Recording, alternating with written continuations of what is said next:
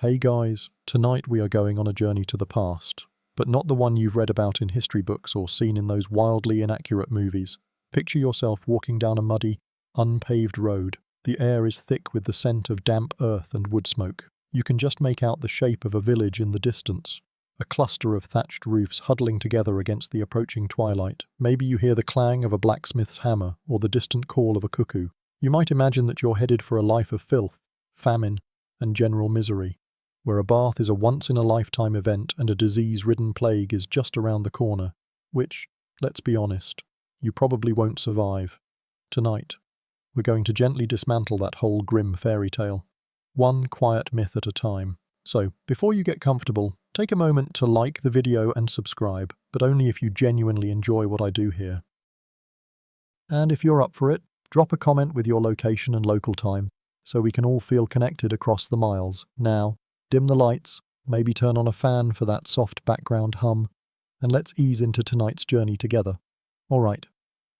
So the first and most persistent myth we need to put to bed is that the Middle Ages were just one long, terrible, smelly period of filth. You know the one, the classic image of everyone wandering around in rags, throwing their slop out of windows, and only bathing when it rained. It's a very popular, if totally wrong, notion. The reality is, the average medieval person was much more concerned with personal hygiene than we often give them credit for.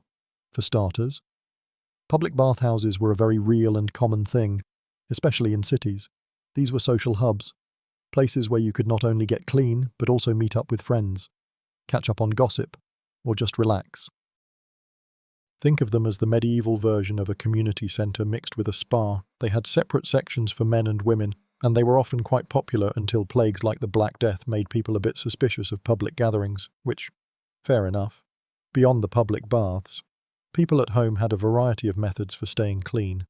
They used basins and ewers for washing their hands and faces, and they used homemade soaps made from animal fats and plant ashes.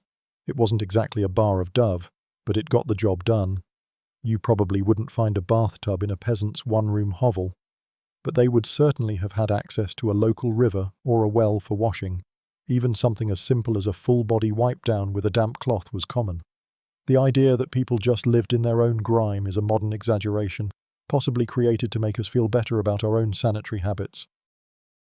Historians still argue whether the popularity of strong perfumes was due to a genuine appreciation for scent or a desperate attempt to cover up a less-than-fresh aroma, but it's likely a bit of both.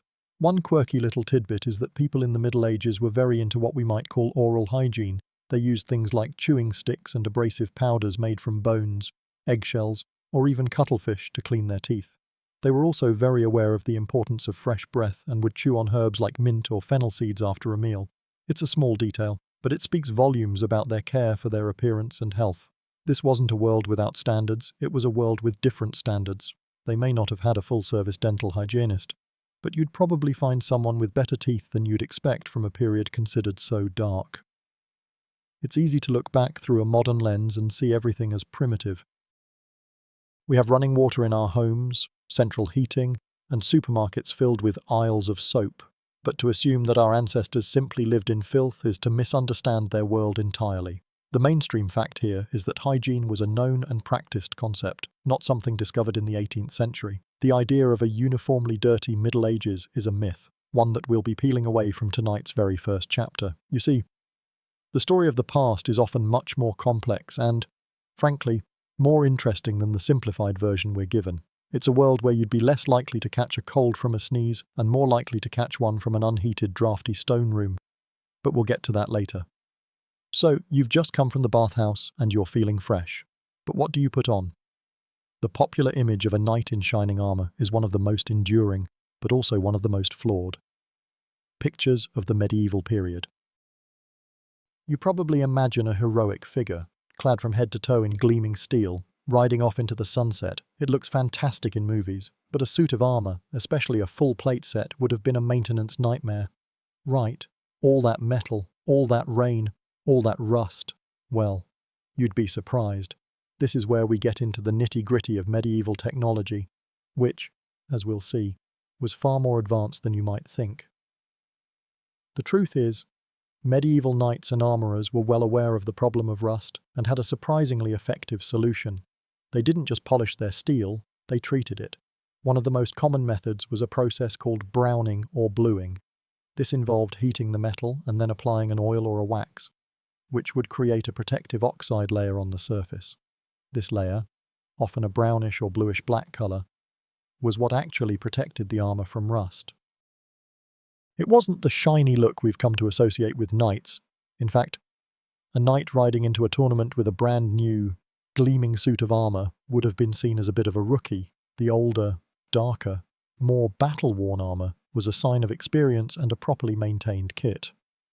This brings us to a really quirky tidbit, the use of wax and sand. Armourers would rub a mixture of fine sand and oil or wax onto the armour to create a very smooth, almost glass-like finish. This not only added another layer of protection, but also made it more difficult for a blade to find purchase, causing it to glance off. It was a clever way to add an extra bit of defence without adding a ton of weight.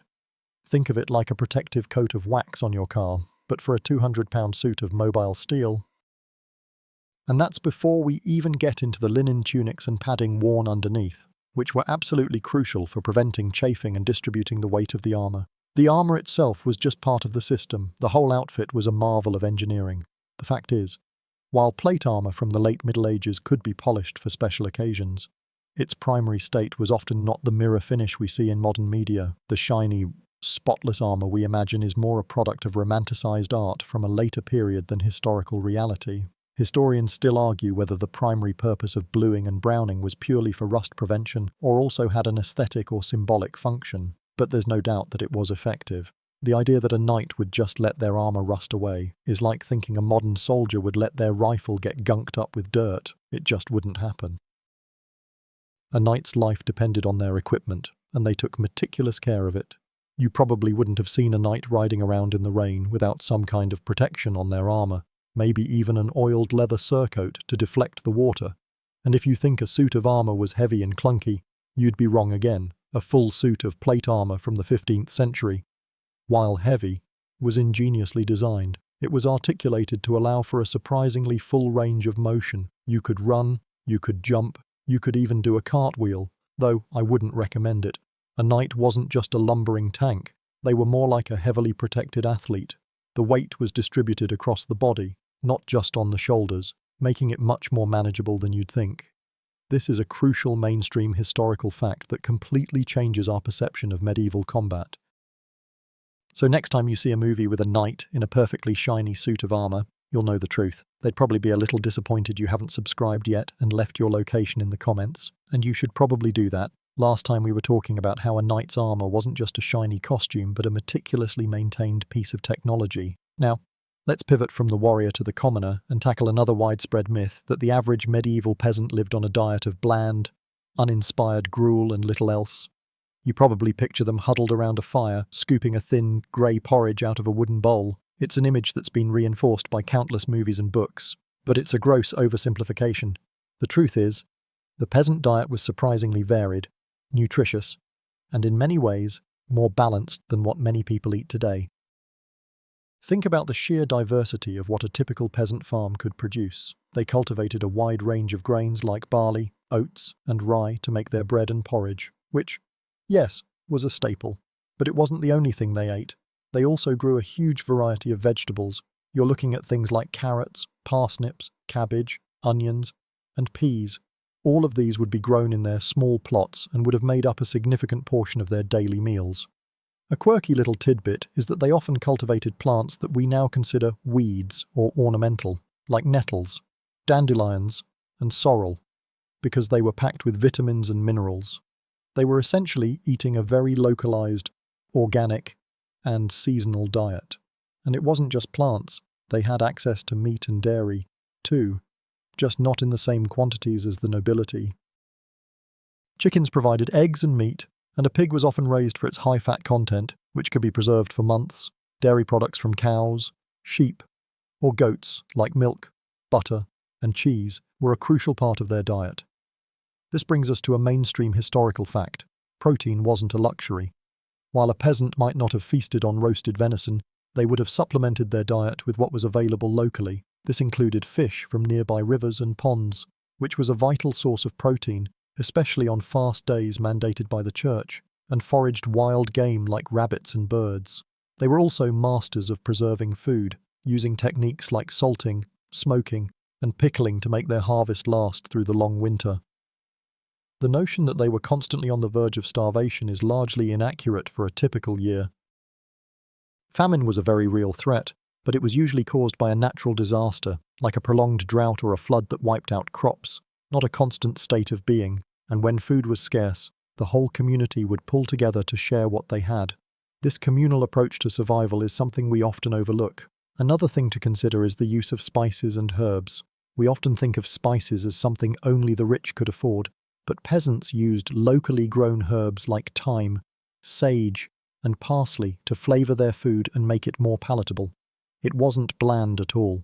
Historians still argue whether the high rate of malnutrition in some medieval populations was due to a lack of food or simply the result of a diet that was sometimes deficient in certain vitamins, especially in winter. But there is a growing consensus that for the majority of the time, in a good harvest year, the diet of the average person was a lot more complex and varied than a bowl of sad porridge. So remember that next time you hear someone talk about the Dark Ages, it's a cliché that simply doesn't hold up. Now, let's leave the dining table and go inside. Last time, we put to rest the myth of the salmon gruel-based peasant diet. Now, let's leave the fields behind and enter the world of medieval nobility. When you think of a medieval castle, you probably conjure up an image of a cold, damp, and draughty stone fortress. You picture narrow slit windows that let in no light, and huge, empty halls where the wind whistles through and everyone is perpetually shivering. It's a very dramatic and romantic picture, but like so many others we've discussed, it's mostly wrong. The truth is, medieval castles, especially in their later periods, were designed with comfort and warmth in mind. They weren't just military structures, they were homes. A key mainstream historical fact is that castles were not simply open-air stone boxes. Their walls were incredibly thick, which meant they were great at insulating. In the summer, this kept the interior cool, and in the winter, it helped trap the heat from the massive fireplaces. These weren't just decorative hearths, they were the central heating of their day, often large enough to stand inside. Some castles even had a system of flues built into the walls to carry smoke away and radiate heat into other rooms. You can almost feel the warmth radiating from the stones, can't you? That cozy, glowing heat that smells of wood smoke and a simmering pot of whatever the cook is preparing. It was a lived-in, surprisingly comfortable space.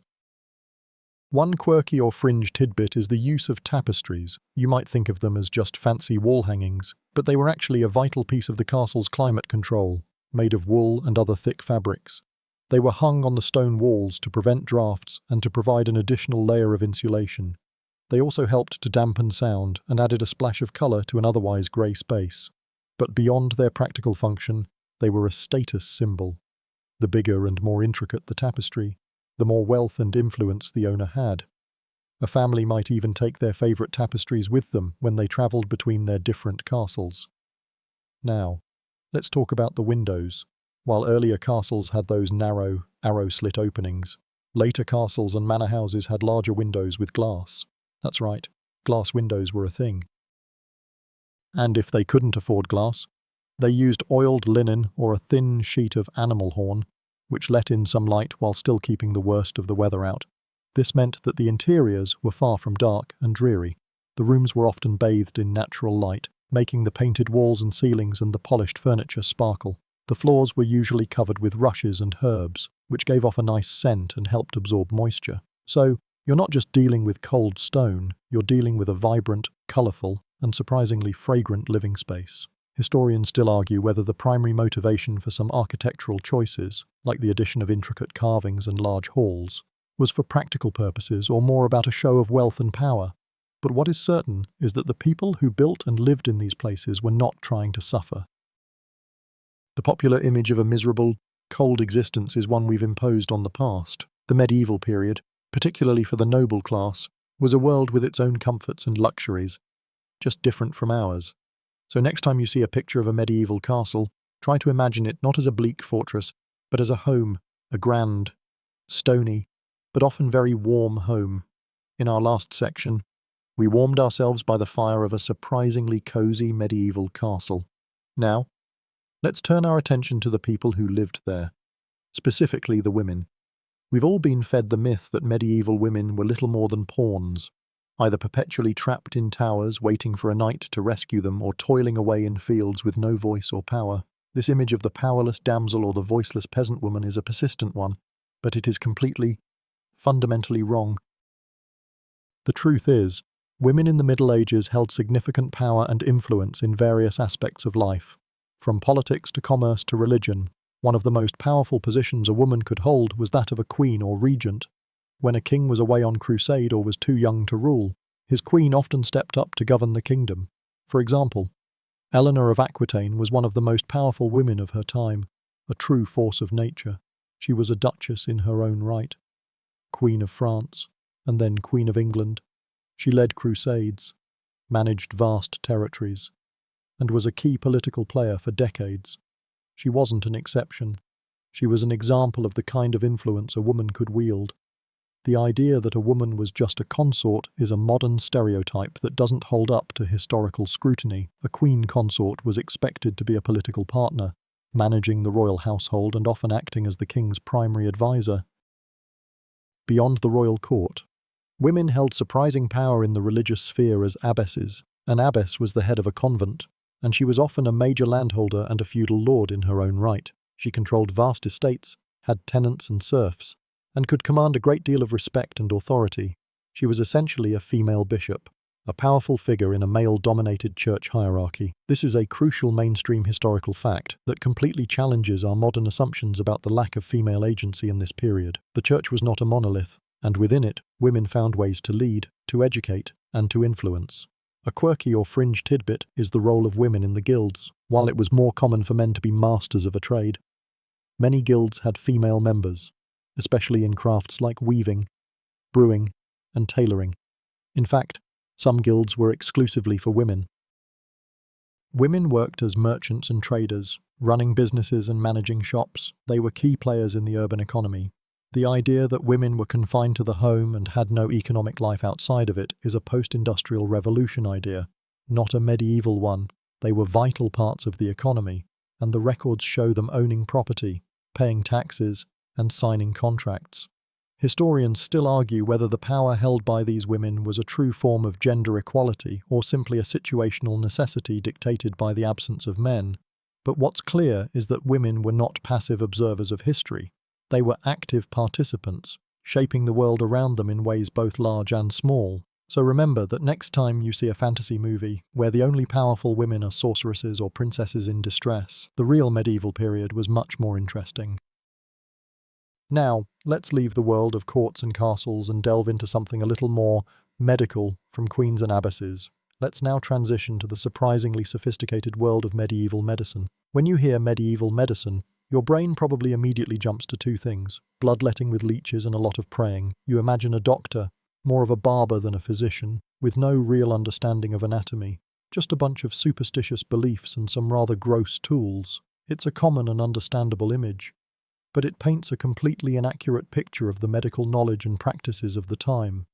The truth is, while some methods were indeed based on flawed theories, medieval medicine was a far cry from pure guesswork.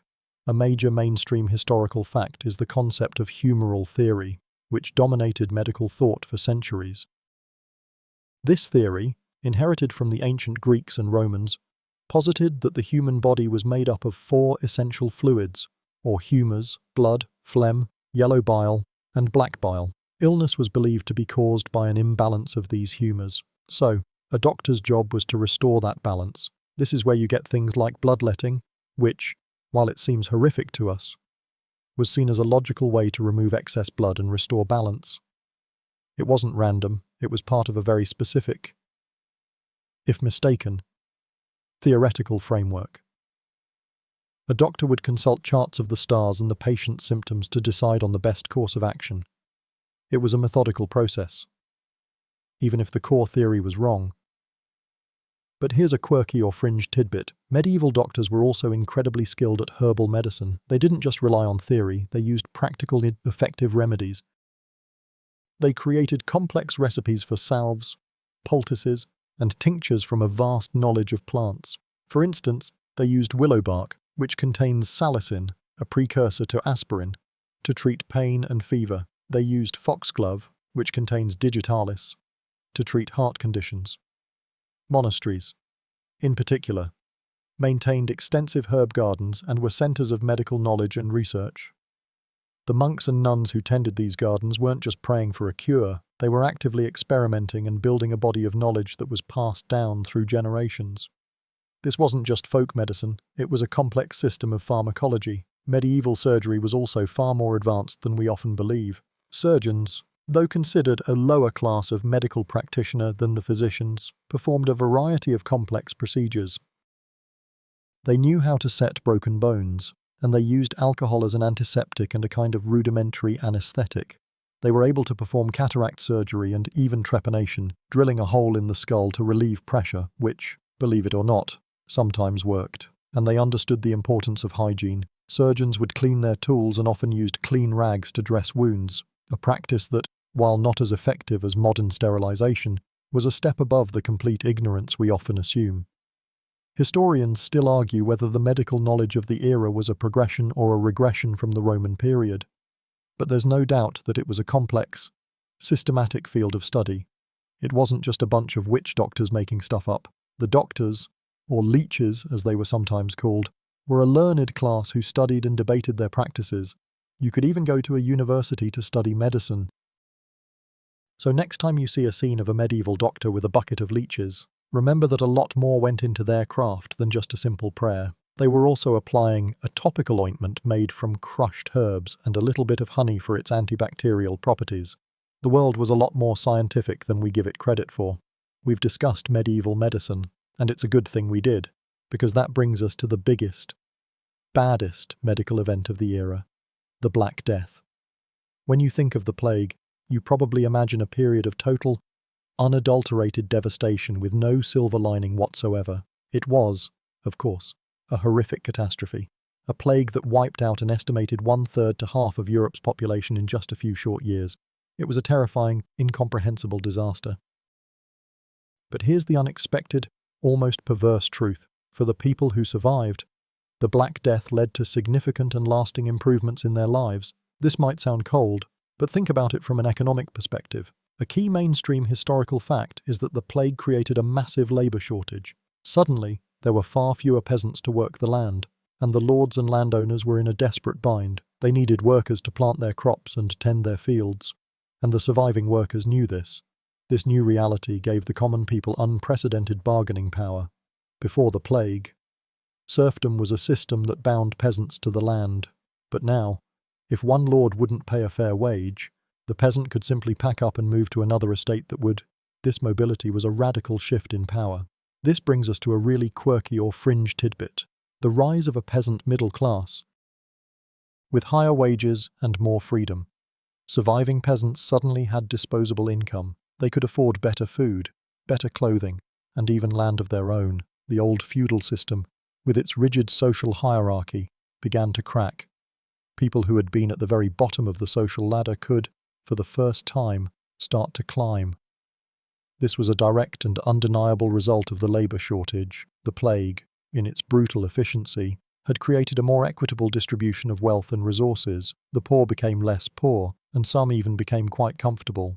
The plague also indirectly led to a greater focus on individual welfare. Cities, in particular, realized they needed to improve their sanitation and public health measures to prevent such a disaster from happening again. They started building better sewer systems, establishing quarantines, and investing in hospitals and public health. It's a dark but true irony that a period of such widespread death forced a fundamental change in how people thought about public well-being. Historians still argue whether the social and economic changes would have happened eventually without the plague, but there's little doubt that the Black Death acted as a terrifying but fast-forward button for the end of feudalism and the beginning of a new social order. So, while the Black Death was a tragedy of immense proportions, remember that its ripple effects were not all negative. It was a catalyst for change, a force that, in its wake, left a world that was, in some ways, more free and prosperous for the common person. The old world was dying, and a new one was being born from its ashes. It's a grim lesson, but a powerful one, sometimes. From the deepest darkness, a flicker of light can emerge. We just finished talking about the Black Death and how, in a very grim twist of fate, it actually improved the lives of the survivors. Now, let's tackle another pervasive myth that stems from the general perception of the Middle Ages as a period of hardship and misery, the idea that everyone died young. You probably believe that if you made it past childhood, you were still lucky to see your 30th birthday, and that anyone over 40 was considered ancient. This is a common belief, and it's completely wrong. While life was certainly harder, the average life expectancy is a number that's often misunderstood. Here's a crucial mainstream historical fact. The low average life expectancy for the Middle Ages is heavily skewed by a very high rate of infant mortality. The first few years of life were incredibly perilous. A huge number of children didn't survive to see their 5th birthday due to a lack of sanitation, poor nutrition, and no understanding of childhood diseases. This single factor drags the entire average life expectancy number way down. If you were a statistician looking at the whole population, that you would see a very low number, and you'd assume everyone died young. But if you survived childhood, and most people did, your chances of living a long life were surprisingly good. Once you made it to adulthood, a quirky or fringe tidbit is that you had a decent shot at living into your 60s, 70s, or even beyond. We have plenty of historical records of people living to old age, kings, queens, peasants, and merchants alike. For instance, Geoffrey Chaucer, the famous author of the Canterbury Tales, lived into his 50s or 60s, which, by today's standards, doesn't seem that old, but it certainly wasn't dying young. Many of the people who shaped the history of the period were well into their mature years. The old men and women who you might see on a medieval painting weren't rare exceptions. They were a normal part of the population. They were the ones with all the stories and all the wisdom, and you'd have wanted to hear what they had to say. Historians still argue whether the quality of life in old age was better or worse than in modern times, but there is no debate that a large portion of the population lived long enough to experience it. The people we see depicted in history as old and wise were just that, old. It's a bit like modern life expectancy. A high infant mortality rate in one country would make the average age of death very low, but it wouldn't mean that every adult died at 35. It would just mean that a lot of babies didn't make it. So, the next time you hear that everyone in the Middle Ages died young, remember that you probably wouldn't have. You would have survived childhood, and you might have been an old, grumpy farmer with a few grandchildren, just like in any other time period. It's a comforting thought, isn't it? It completely reframes our understanding of the people of this time. They weren't just passing through on their way to an early grave. They were building lives, raising families, and getting old, just like us. Last time we were talking about how people in the Middle Ages didn't all die young, which is a surprisingly comforting thought. Now, let's talk about how they lived, specifically if they were peasants.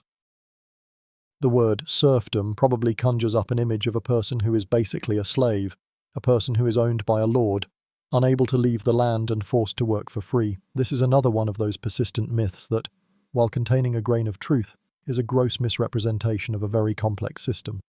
A crucial mainstream historical fact is that serfdom was not the same as slavery.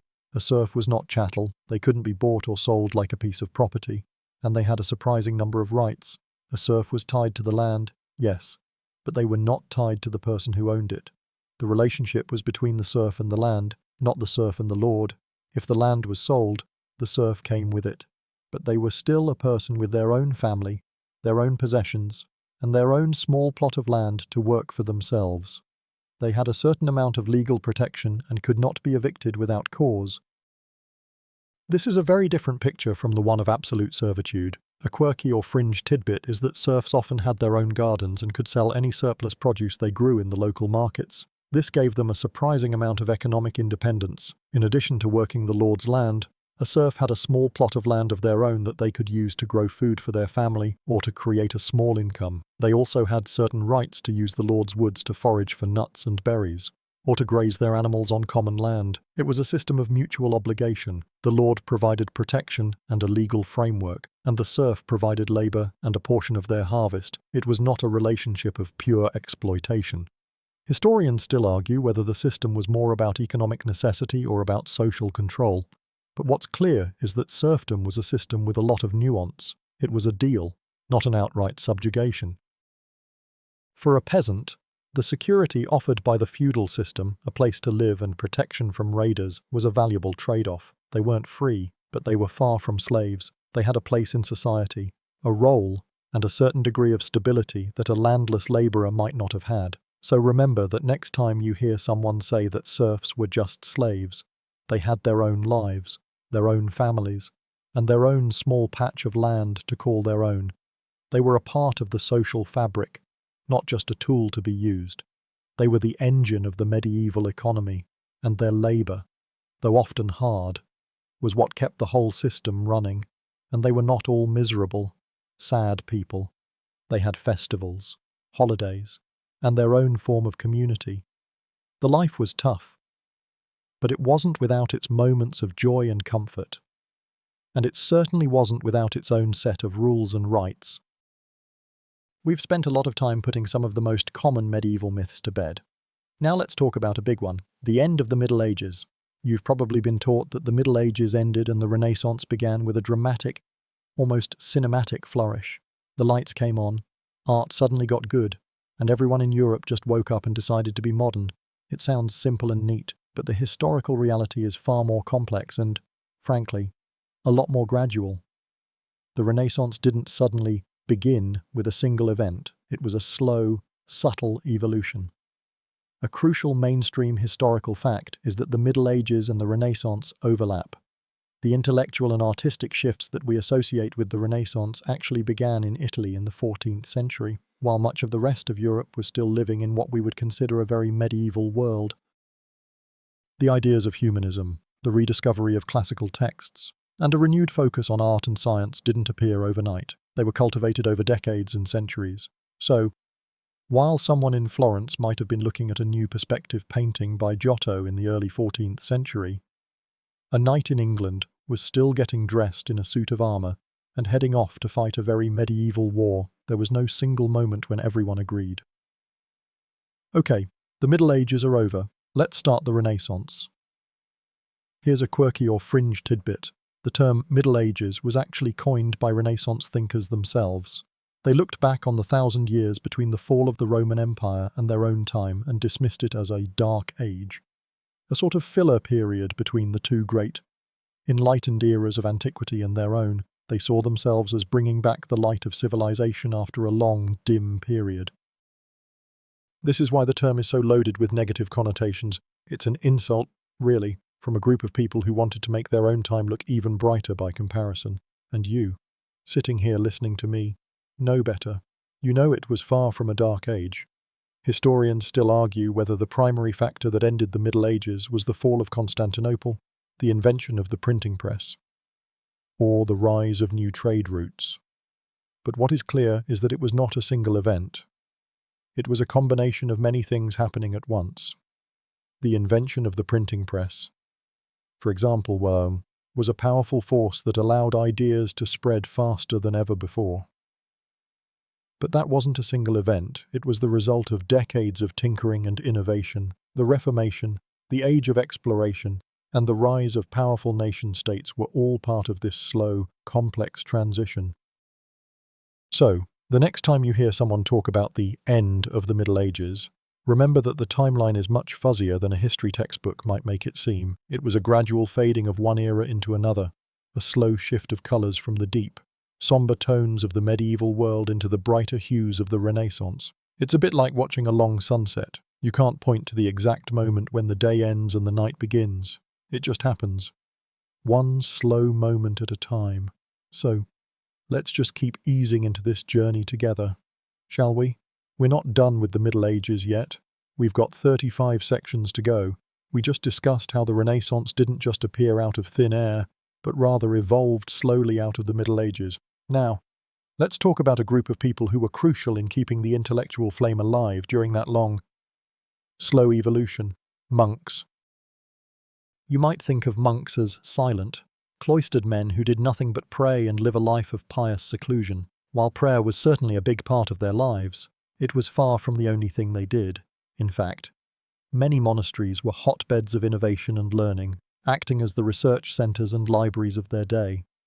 A crucial mainstream historical fact is that monasteries were the primary preservers of knowledge in Western Europe after the fall of the Roman Empire. They maintained vast libraries filled with books copied by hand by scribes in a room known as the scriptorium. They weren't just mindlessly copying, they were translating, annotating, and preserving texts from antiquity that would have otherwise been lost to history. They kept the works of Roman and Greek philosophers, mathematicians, and scientists alive. Without their diligent work, we would know far less about the classical world.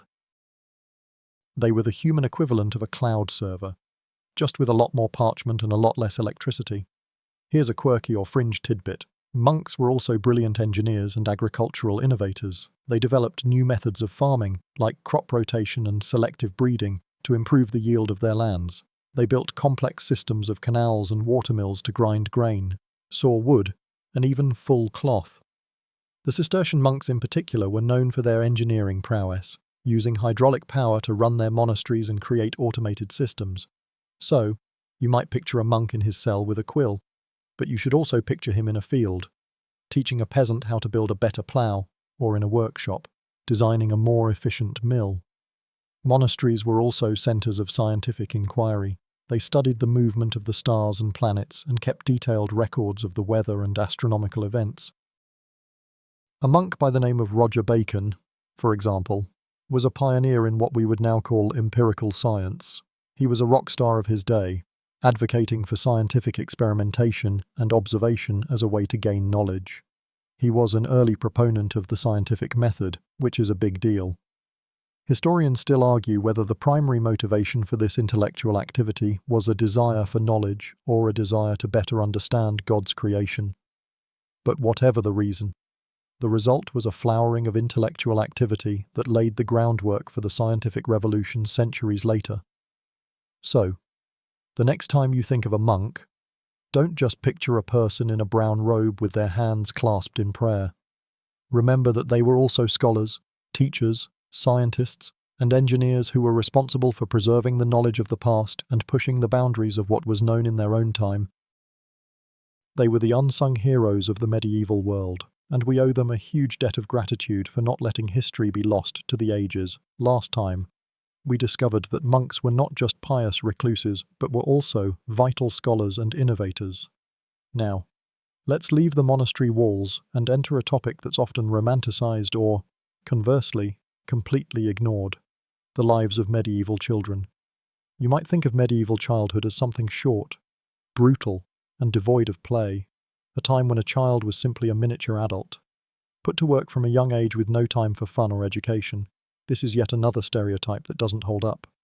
The truth is, medieval children, much like children today, had their own distinct phases of development, and their lives were filled with a mix of work and play. A crucial mainstream historical fact is that childhood was recognized as a distinct stage of life, not just a precursor to adulthood.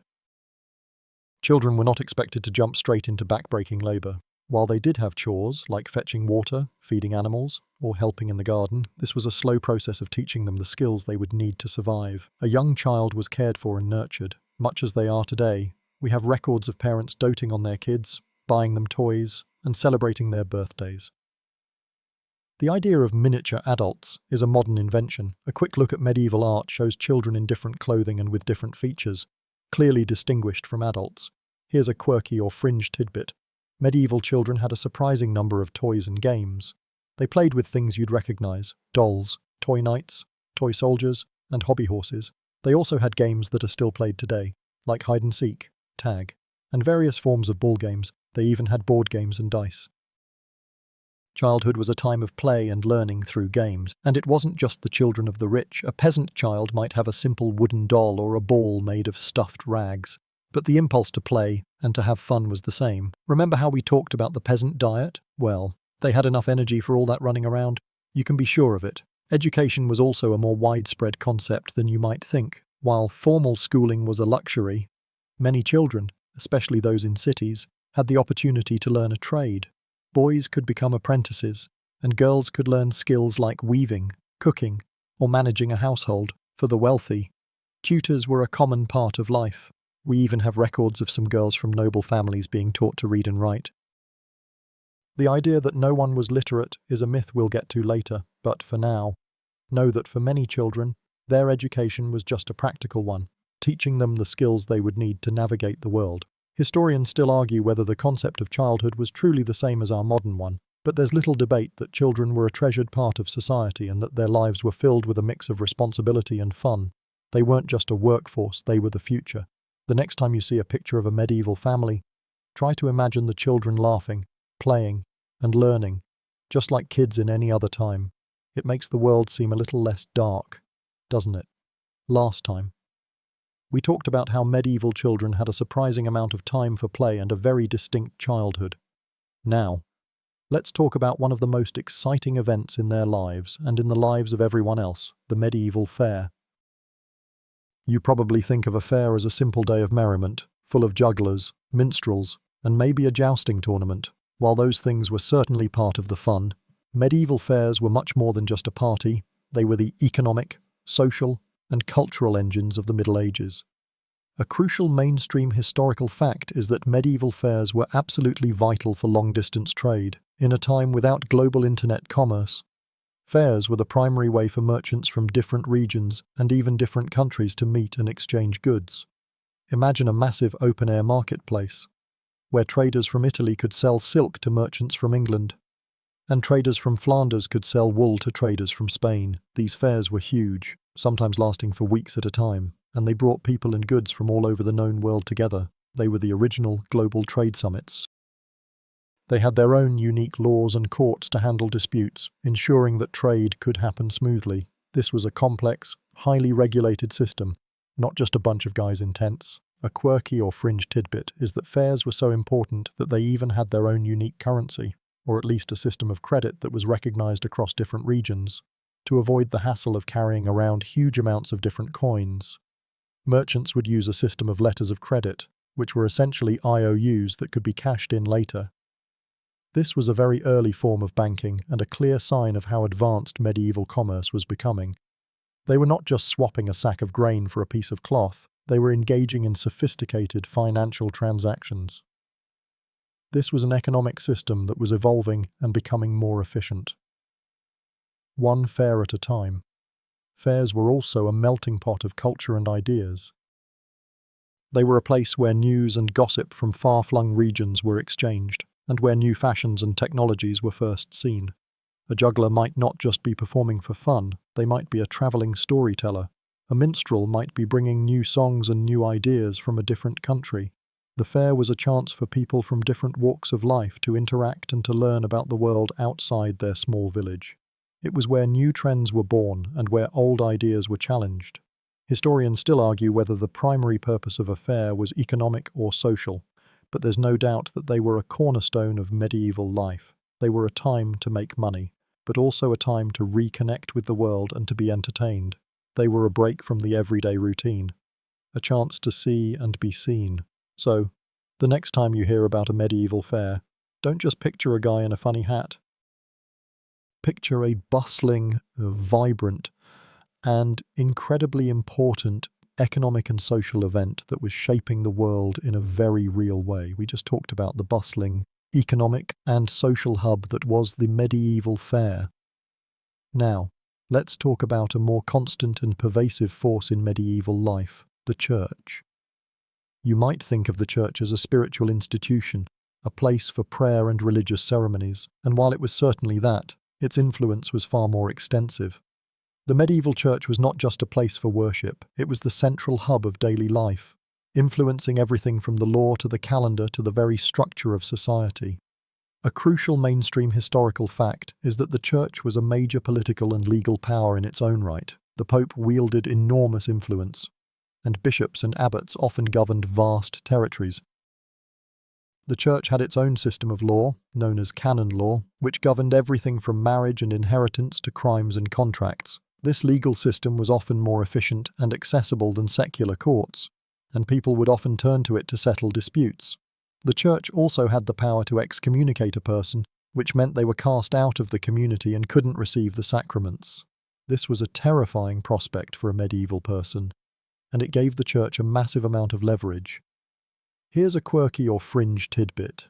The church was also responsible for the calendar and the rhythm of daily life. The week was punctuated by holy days, and the year was marked by festivals and feasts. The day was divided not by a clock, but by church bells ringing out for prayer. The ringing of the bells dictated when you woke up, when you ate, and when you went to bed. They were the original alarm clocks. So, even if you weren't a devout person, your life was still structured and guided by the church's schedule. This was a force that was present in every moment of every day, in a way that's hard for us to imagine. The church also acted as a social safety net. Monasteries and convents often ran hospitals and schools, and they provided food and shelter for the poor and the sick. For many people, especially those without a family to care for them, the church was the only place to turn in times of need. It was the original social services agency. Historians still argue whether the church's enormous wealth was used primarily for the public good or for its own self-enrichment. But what is clear is that it was a force that touched every aspect of medieval society, from the highest lord to the lowest peasant. So, the next time you think of the medieval church, don't just picture a grand cathedral. Picture a political powerhouse, a legal system, a social safety net, and the very clock that governed the rhythm of life itself. It was the central pillar of a world that was, in many ways, very different from our own, but was also just as complex. We just talked about the immense power of the medieval church, a force that shaped every aspect of daily life. Now, let's pivot from religion to a topic that is often mistakenly tied to it in the medieval period: witchcraft. When you think of the Middle Ages, you probably picture a woman with a bubbling cauldron, a pointy hat, and a mob of angry villagers ready to light a pyre. It's an image that has been burned into our collective consciousness by fiction and film, but it's largely an anachronism. The truth is, the widespread, large-scale witch hunts we associate with this period were far more common much later. A crucial mainstream historical fact is that the great witch hunts of Europe, the ones with the torture, the mass executions, and the terrifying legal proceedings, didn't really get going until the late Renaissance and the early modern period, from the 16th to the 18th centuries. While there were certainly some accusations of witchcraft in the Middle Ages, they were often treated as a form of heresy or paganism, and the punishments were generally far less severe than the capital punishment that became the norm later. The idea of a devil-worshipping witch became a much bigger obsession during the Reformation and the Counter-Reformation, a time of intense religious fervour and conflict. Here's a quirky or fringe tidbit. In the medieval period, many people who practiced what we might call magic were actually seen as a part of the community, not a threat to it. They were often herbalists, healers, and cunning folk who used a mix of traditional remedies and what we would now call superstition to help people. They were a local resource, someone you would go to for a love potion, a charm to cure a sick cow, or an herbal remedy for an ache. The people who practiced these things were often a respected part of the local community, not a feared and hated outcast. This view of magic as a practical skill, rather than an evil act, is a stark contrast to the later witch hunts. Historians still argue whether the change in attitude towards witchcraft was driven by religious paranoia, social anxiety, or a shift in legal and intellectual frameworks. But what's clear is that the medieval period was not the age of the witch hunt. The fear and hysteria that led to the deaths of thousands of innocent people came later, in a time we often think of as more enlightened. So, next time you see a movie with a witch being burned at the stake in the year 1350, remember that you're probably looking at a scene that belongs to the 1650s instead. The medieval period had its own share of fear and superstition, but the widespread fear of the witch was a later invention. It's a reminder that history is not a single, continuous line, but a series of overlapping and sometimes contradictory chapters. We've just debunked the myth of the widespread medieval witch hunts. Now, let's turn to the knight, a figure you probably think you know everything about. The word chivalry likely brings to mind an image of a noble, courteous warrior who is always polite to women, kind to the poor, and fights only for honour. This romanticised view, largely a product of later fiction, is a significant departure from the brutal and complex reality of the knightly code. A crucial mainstream historical fact is that chivalry was not just a set of polite manners, it was a complex and often contradictory military, social, and moral code that governed a knight's behaviour. The code was less about opening doors for a lady and more about a warrior's conduct in battle, their loyalty to their lord, and their religious duty. It demanded courage, skill in combat, and a certain degree of mercy toward fellow knights. But it had little to say about a knight's behavior toward a peasant or an enemy from a different culture. The code was a way to maintain order among the warrior class, not a universal set of ethics. Here's a quirky or fringe tidbit. The idealized version of chivalry we know today was largely a literary invention. The troubadours and poets of the period wrote epic tales of valiant knights performing impossible feats for the love of a lady.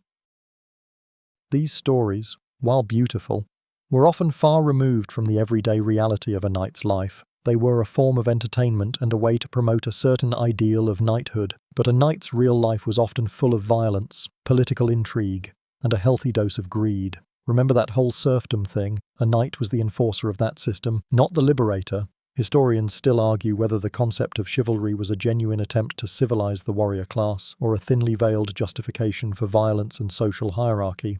But what is clear is that a knight's life was not a romantic fairy tale. They were highly trained killers, who were also part of a landed aristocracy, and their primary job was to wage war for their lord. They were tough, often brutal men who lived in a tough, often brutal world. So next time you see a movie with a knight who is nothing but a paragon of virtue, remember the real story is much more complicated. A knight might have been polite to a noblewoman, but he might have been a monster to a peasant.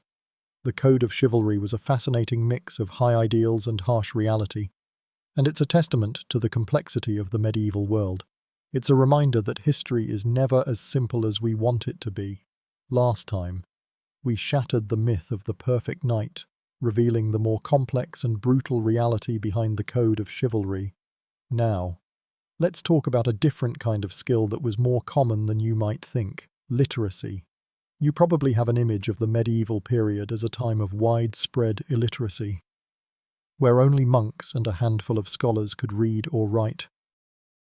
It's an easy assumption to make when you think about how few books existed, but the truth is, the ability to read and write was far from a rare skill, even among commoners. A crucial mainstream historical fact is that literacy rates, while not on par with modern times, were much higher than we've been led to believe. The ability to read and write wasn't just confined to the church or the royal court. In cities, merchants and traders needed to be able to read and write to keep their ledgers, sign contracts, and communicate with partners in other cities. For them, literacy was a practical, everyday tool of their trade. You can imagine a merchant sitting in his shop, a candle flickering as he tallies up his inventory, or a messenger arriving with a letter from a trading partner in another city. This wasn't a world of just oral communication. Written communication was a vital part of the economy. A quirky or fringe tidbit is that even for those who couldn't read or write, a form of functional literacy was common. People could recognize and understand certain symbols, signs, and even read certain words, even if they couldn't write them down. A person might not be able to read a whole book, but they could recognize a sign for a tavern, or the name of a street, or the symbols on a coin. This partial literacy meant that the world was not a complete mystery to them. It was a kind of visual literacy that we often overlook. Historians still argue whether this was a true form of literacy or just a form of pattern recognition. But what's clear is that people were not completely cut off from the written word. Education was not as uncommon as we assume. We've already mentioned the role of monasteries and the church in education, but there were also parish schools and private tutors. A skilled labourer might be literate enough to read the Bible or a simple religious tract. For women, their literacy was often tied to their work. A noblewoman might need to read letters from her husband or manage the household accounts, and a nun would certainly be literate. The idea that women were entirely uneducated is a total myth. So, the next time you picture the medieval period, don't just see a world of illiterate peasants. See a world where literacy was a valuable and often necessary skill, and where people found ways to learn and to communicate in a variety of ways. It was a world of more than just stories told by the fireside. It was a world where letters were sent, contracts were signed, and a person's name was a written thing. Last time, we touched on the surprising number of literate people in the Middle Ages. Now, let's talk about the places where those people lived, the medieval cities. When you think of a medieval city, you probably picture a quaint, small town, with a handful of stone and timber buildings huddled inside a wall. You imagine a quiet, slow-paced existence, with a few people milling about a cobbled street. This is another misconception. Medieval cities were incredibly vibrant, bustling, and often chaotically crowded places. A crucial mainstream historical fact is that medieval cities, while small by modern standards, were densely populated. People lived and worked in incredibly close quarters. Shops and homes were often built right on top of each other, with the shop on the ground floor and the family living on the floors above. This proximity was both a benefit and a curse. It made trade and social interaction incredibly easy, but it also made things like fires and the spread of disease a serious problem. The streets were narrow and often filled with people, animals, and the general mess of a bustling metropolis. It was a world of sensory overload, a constant hum of noise and activity. Here's a quirky or fringe tidbit. Medieval cities had what we might call a vertical architecture that we don't often see today. Because land inside the city walls was so expensive, people would build their houses with each successive story jutting out over the street below. This was called jettying, and it was a way to gain more living space without taking up more ground. The result was a city where the buildings seemed to lean over the streets, sometimes almost touching, creating a kind of canopy. This gave the streets a very distinct, almost claustrophobic feel. If you were looking up, you'd see a tangle of timber and plaster. It was a clever solution to a very real problem. Medieval cities were also centers of innovation and trade. They were where guilds were formed, where the best artisans lived and worked, and where new ideas and technologies were born. They were the engines of economic growth and social change. They were a place of opportunity, a place where a serf could run away and, if they weren't caught for a year and a day, could become a free person. They were a beacon of hope for many people in the countryside, a place of a different kind of freedom. Historians still argue whether the primary factor that led to the growth of cities was economic opportunity or the promise of freedom from feudalism. But what's clear is that they were places of immense social and economic change. So, the next time you picture a medieval city, don't just see a small town, see a crowded, bustling, and incredibly complex place, a living, breathing organism that was shaping the world in a very real way. We've just been through the crowded, bustling streets of a medieval city. Now, let's talk about the world that existed just outside those city walls. A world filled with things we now relegate to fantasy books and movies, dragons and unicorns. You probably think of the medieval period as a time of widespread, blind belief in mythical creatures, as if everyone was just walking around expecting to see a griffin land on a rooftop. And while the belief in these creatures was certainly real, it was based on a very different understanding of the world than our own. A crucial mainstream historical fact is that medieval people didn't distinguish between mythical and real creatures in the way we do. Their understanding of the natural world was based on a mix of personal observation, oral tradition, and the writings of ancient authors like Pliny the Elder. If a reputable author wrote about a griffin, a creature with the body of a lion and the head of an eagle, they had no reason to believe it didn't exist. After all, they had never been to Africa or India, so how could they know for sure that a creature like a rhinoceros, which they had also never seen, was real and a unicorn was not? They were working with the best information they had.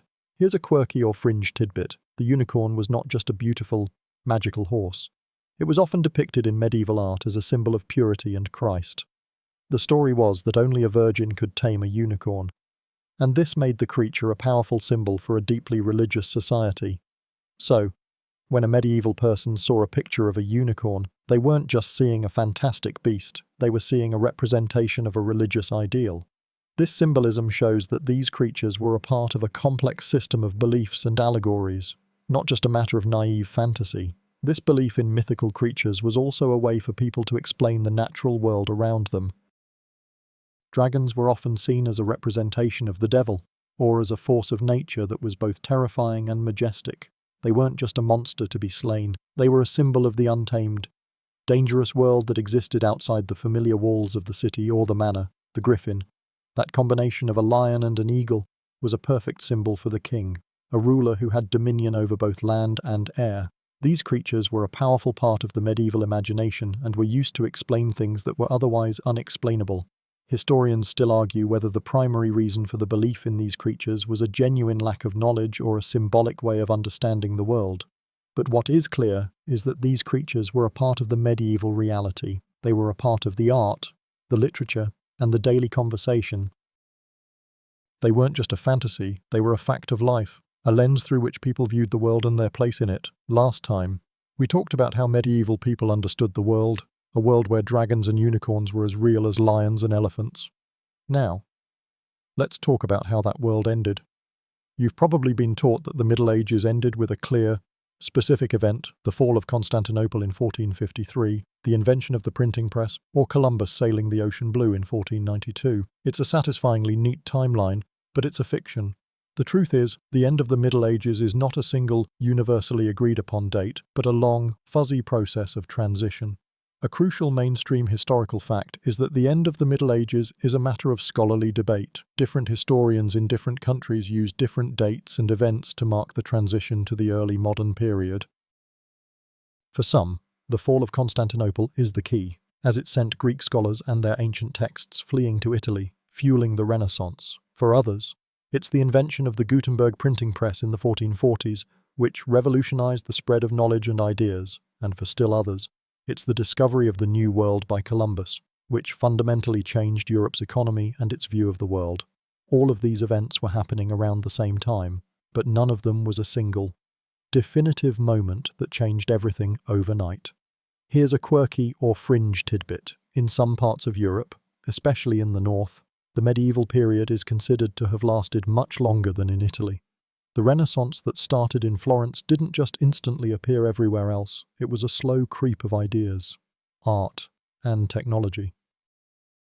So while a Renaissance artist might have been painting a masterpiece in Rome in the 1480s, a knight in Scotland was still living and fighting in a very medieval way. The different timelines of different regions make a single end date completely impossible. The idea of a single, unified Europe is a very modern concept. Historians still argue whether the most important factor in the transition was intellectual, technological, or economic.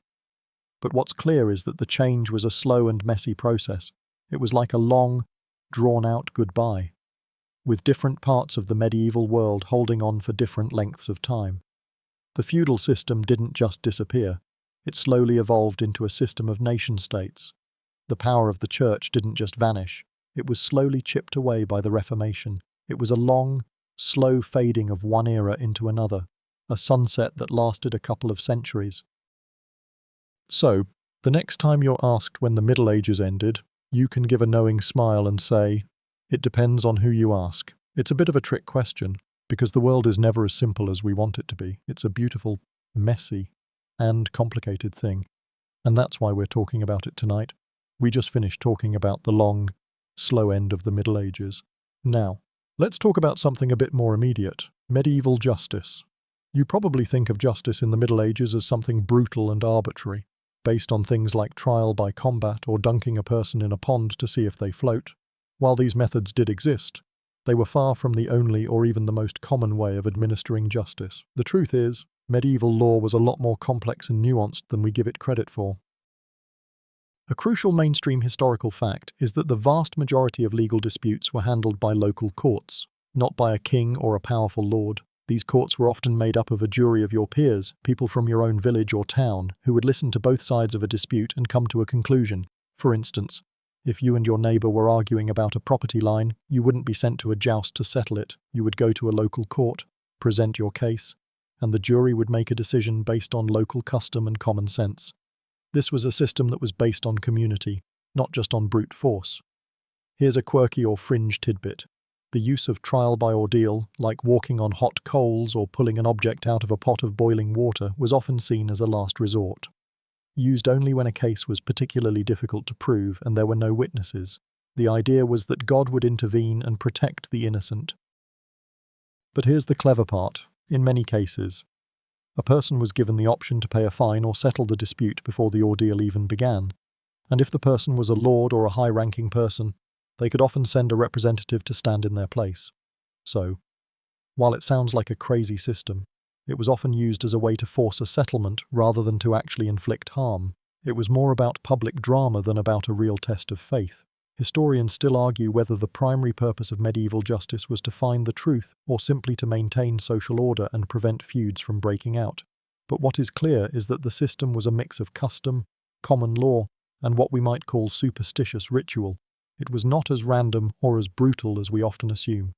So, Next time you see a movie with a trial by combat, remember that it was a very rare event, usually reserved for the most serious of crimes or for disputes between nobles.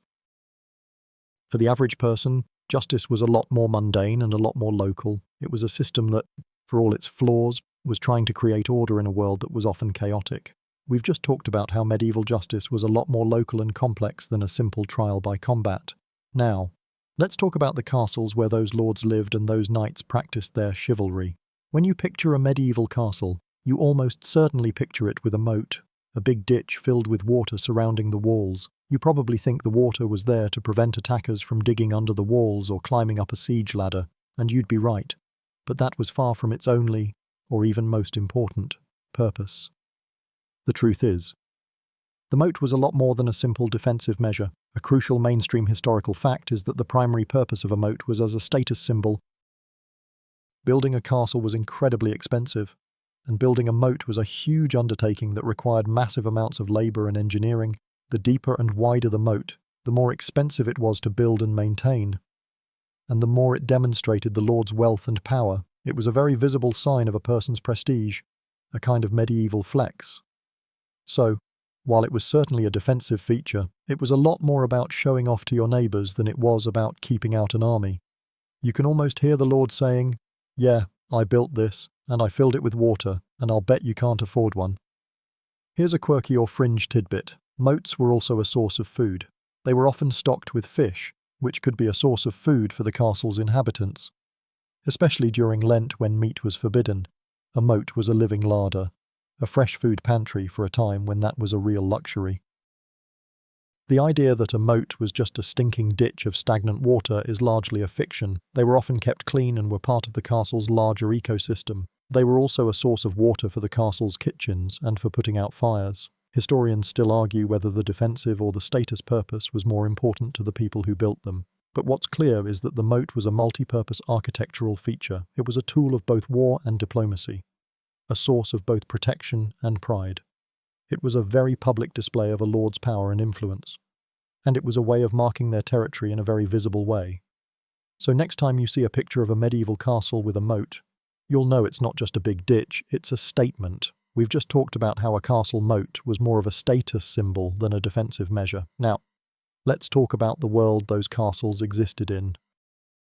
When you think of the Middle Ages, you probably imagine a period of constant, perpetual warfare, with knights always riding off to battle and kingdoms locked in an endless cycle of conflict.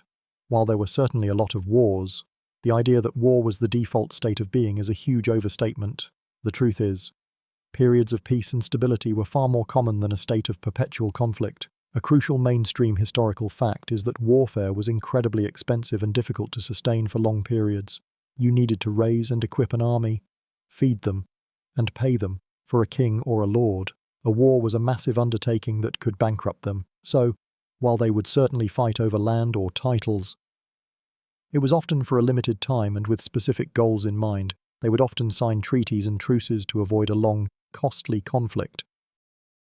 They were not just fighting for the fun of it, they were fighting for economic or political reasons, and they were always counting the cost. Here's a quirky or fringe tidbit. A lot of what we think of as war was actually just a series of raids and sieges, not massive battles in an open field. A lord might lead a small force into a neighboring territory to burn a few villages and steal some cattle as a way to send a message. A siege of a castle might go on for months, with both sides waiting for the other to run out of food.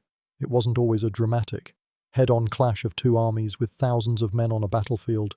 It was often a long, drawn-out affair, more about attrition than a single decisive battle. Historians still argue whether the primary reason for these conflicts was personal gain or a genuine desire to protect one's territory. But what is clear is that a lot of the warfare was more of a low-grade conflict than a full-scale war. The vast majority of people lived out their lives in a period of relative peace. The peasant in the field was much more concerned with the weather and the harvest than with a distant war between two lords. The merchant in the city was more concerned with their trade routes than with a battle that was happening 100 miles away. Life was tough, but it was generally predictable, and a state of war was a disruption to that predictability, not a constant of it. So next time you see a movie with 100 knights fighting an endless war, you'll know the truth. The people of the Middle Ages were a lot more like us than you think, and they wanted a peaceful, stable life. We just talked about how medieval warfare was far from a constant state of being. Now, let's talk about one of the most famous conflicts of all, the Crusades. When you hear the word Crusades, you probably think of a series of holy wars, with knights and peasants marching to the Holy Land purely out of religious fervour. While religion was a central motivating factor, it was by no means the only one. The truth is, the Crusades were a complex mix of religious, political, and economic motivations. A crucial mainstream historical fact is that the Crusades were deeply intertwined with a complex web of European politics. The Pope called for the First Crusade in part as a way to direct the energy of the warring noble classes outward, away from each other and toward a common enemy. It was a way to consolidate the Church's power and influence over the secular rulers of Europe. For many nobles, joining the Crusades was a way to gain land, wealth, and prestige. It was a chance to carve out a new kingdom for themselves in the East, a land of opportunity that was very different from the crowded and overfarmed lands of Europe. This desire for land and wealth was a powerful motivator, often as strong as any religious conviction. Here's a quirky or fringe tidbit. A lot of the people who joined the Crusades were not just knights. The Crusades were a massive logistical undertaking, and they required a huge number of people. You had merchants and traders who were looking to open up new trade routes and get access to the goods of the East, and you had peasants who were looking for a new life. The chance to escape the feudal system and to have a shot at owning their own land was a powerful lure. The Crusades were, in a way, a massive pilgrimage that was also a massive real estate investment. Historians still argue whether the primary factor that drove the Crusades was religious piety or a more cynical desire for power and wealth. But what is clear is that it was a combination of both. The people who joined the Crusades were a mix of the truly devout, the opportunistic, and the adventurous. They were a cross-section of medieval society, and they were all looking for something. So next time you think of the Crusades, don't just see a holy war, see a complex event driven by a mix of faith, greed, and a desire for a better life. It was a human story, not just a religious one. We just talked about the complex motivations behind the Crusades. Now, let's talk about something a little lighter, but still full of hidden meaning: medieval fashion. When you think of medieval clothing, you probably picture drab, brown, shapeless tunics for everyone. You imagine a world without colour or style, where everyone just wore the same boring clothes. It's an easy mistake to make. But the truth is, medieval fashion was surprisingly colourful, detailed, and a clear indicator of a person's social class and status. A crucial mainstream historical fact is that colour was incredibly important in medieval fashion. Dyes were expensive, and the more vibrant and exotic the colour, the more wealth you had. A bright red tunic, dyed with a rare insect-based dye from the East, was a sign of immense wealth. A merchant might wear a fine, imported wool tunic in a rich blue, while a peasant would wear a simple tunic made from homespun linen or wool in a more natural, muted colour. The clothes of the nobility were often embroidered with gold and silver thread and decorated with precious stones. You could tell a lot about a person just by looking at the colours they were wearing. Here's a quirky or fringe tidbit. People in the Middle Ages were also obsessed with sumptuary laws. These were laws that regulated who could wear what, based on their social class. A lord might be allowed to wear a certain type of fur or a certain colour of cloth, while a merchant or a peasant was strictly forbidden from doing so. These laws were a way for the nobility to maintain their social status and to prevent the rising merchant class from looking too much like them. So, you had a legal framework that dictated fashion, which is a bit wild when you think about it. It's a bit like if there were a law that said you couldn't wear a certain brand of sneakers unless you made a certain amount of money. Medieval fashion was also a reflection of a person's trade or profession. A blacksmith might wear a simple, practical leather apron, while a baker might have a flower-covered tunic. The clothes were a uniform that told you what a person did for a living, and they were often designed for a specific purpose. They weren't just for looks, they were a tool of a person's trade. Historians still argue whether these laws were an effective way to maintain social order or were simply a way for the elite to show their power. But what is clear is that medieval fashion was a lot more than just a simple tunic. It was a language, a statement, and a reflection of a complex social hierarchy. We just talked about the surprising colour and detail of medieval fashion.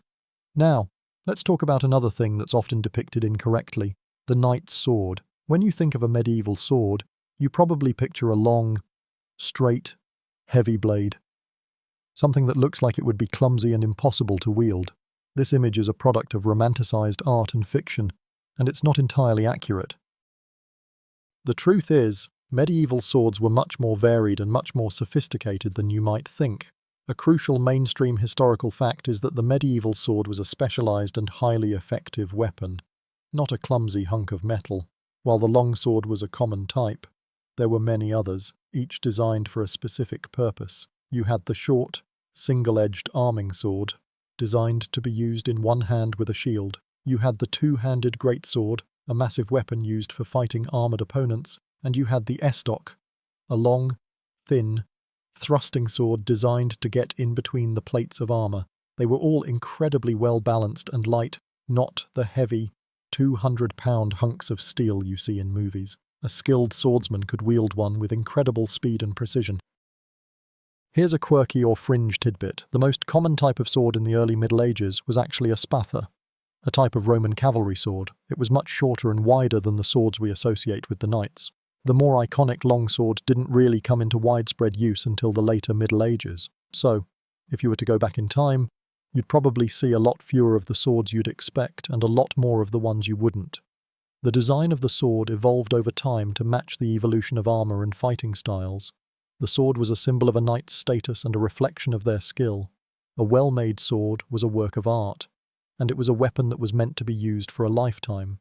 The idea of a knight just getting a new sword for every battle is ridiculous. They took care of their swords, and they polished them, and they were a part of a knight's very identity. Historians still argue whether the primary purpose of a knight's sword was to cut or to thrust, but what is clear is that they were not the simple, heavy blades we think they are.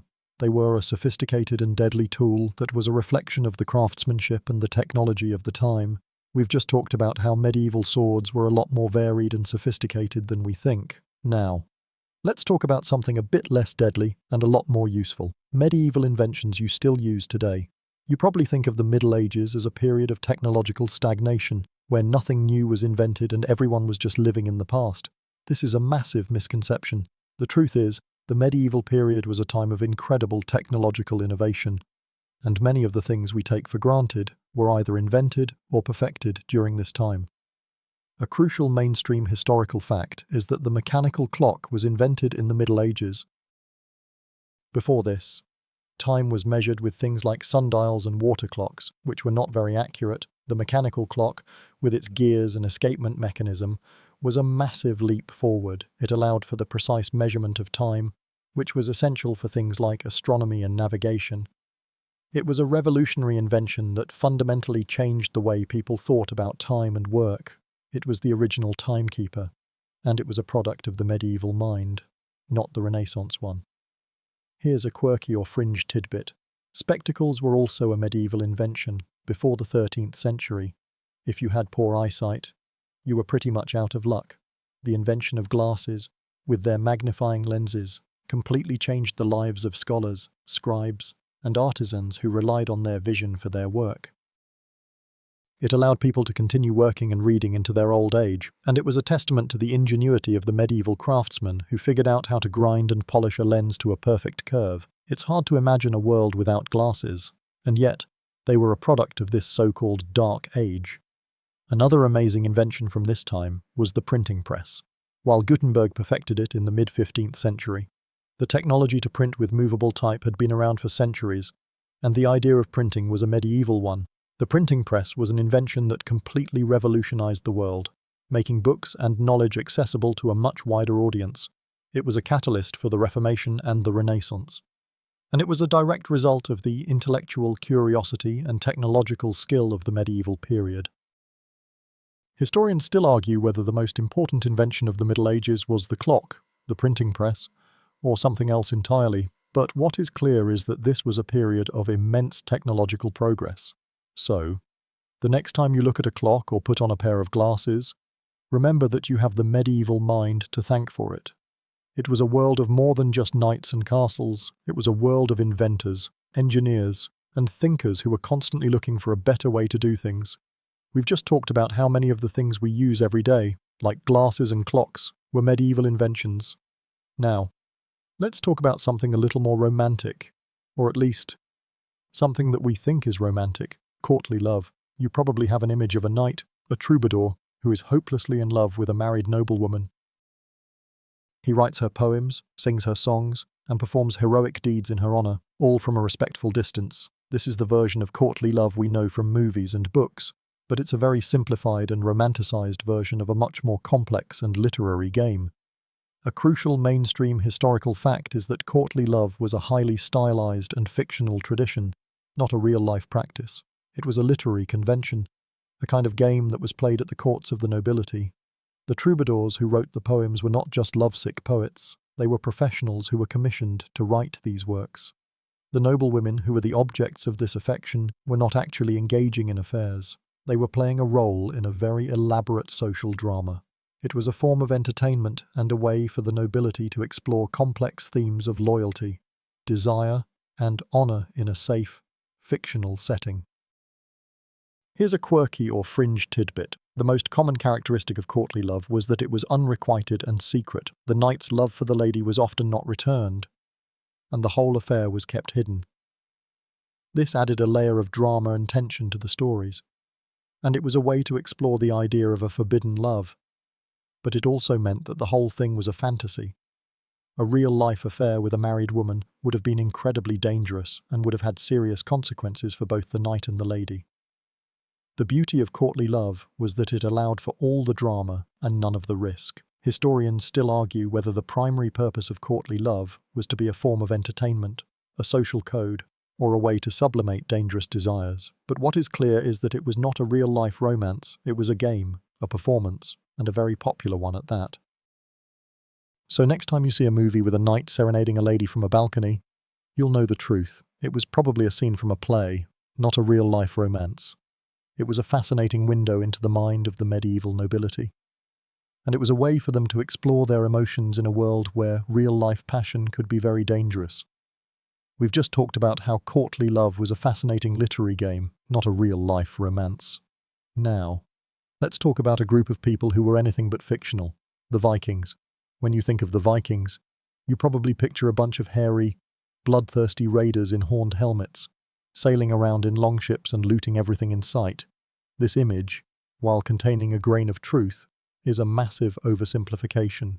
The truth is, the Vikings were much more than just raiders. They were also skilled traders, explorers, and colonizers who had a huge impact on the medieval world.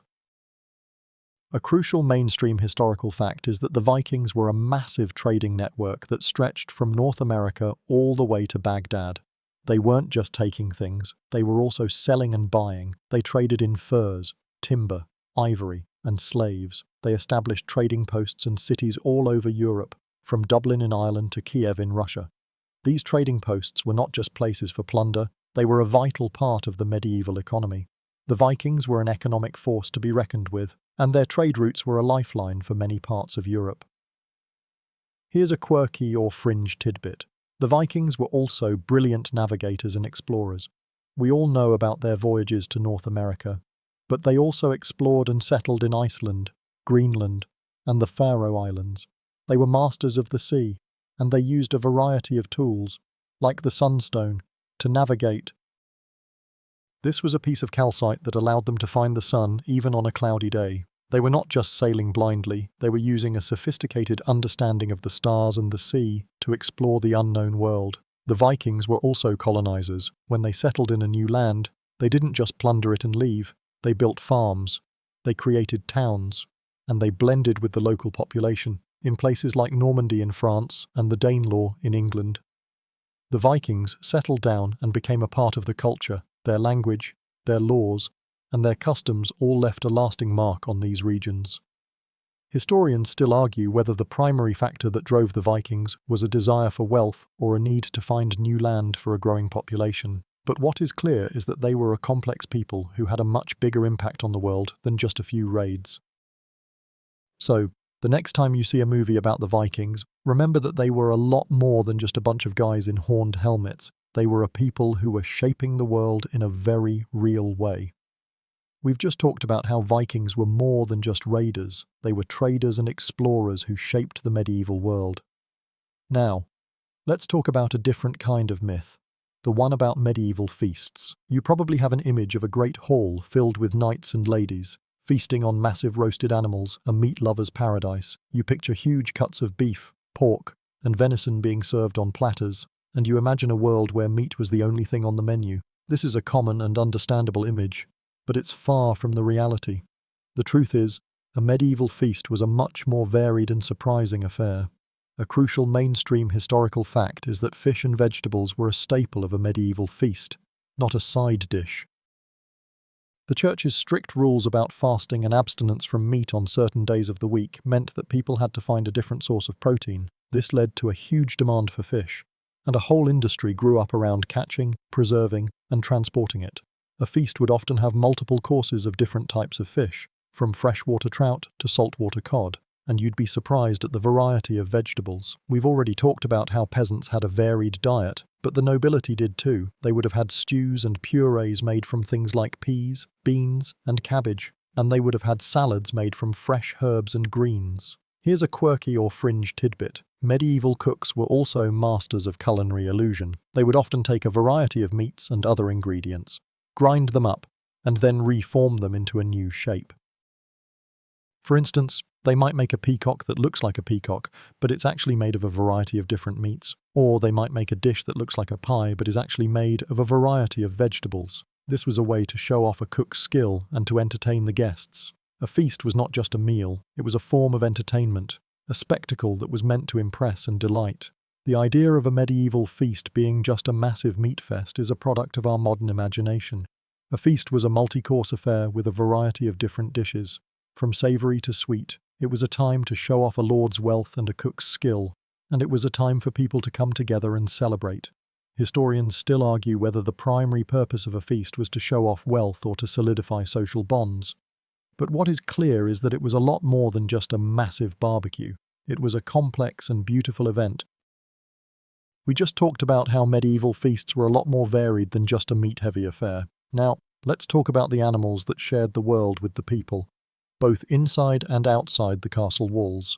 You probably think of the relationship between humans and animals in the Middle Ages as purely utilitarian.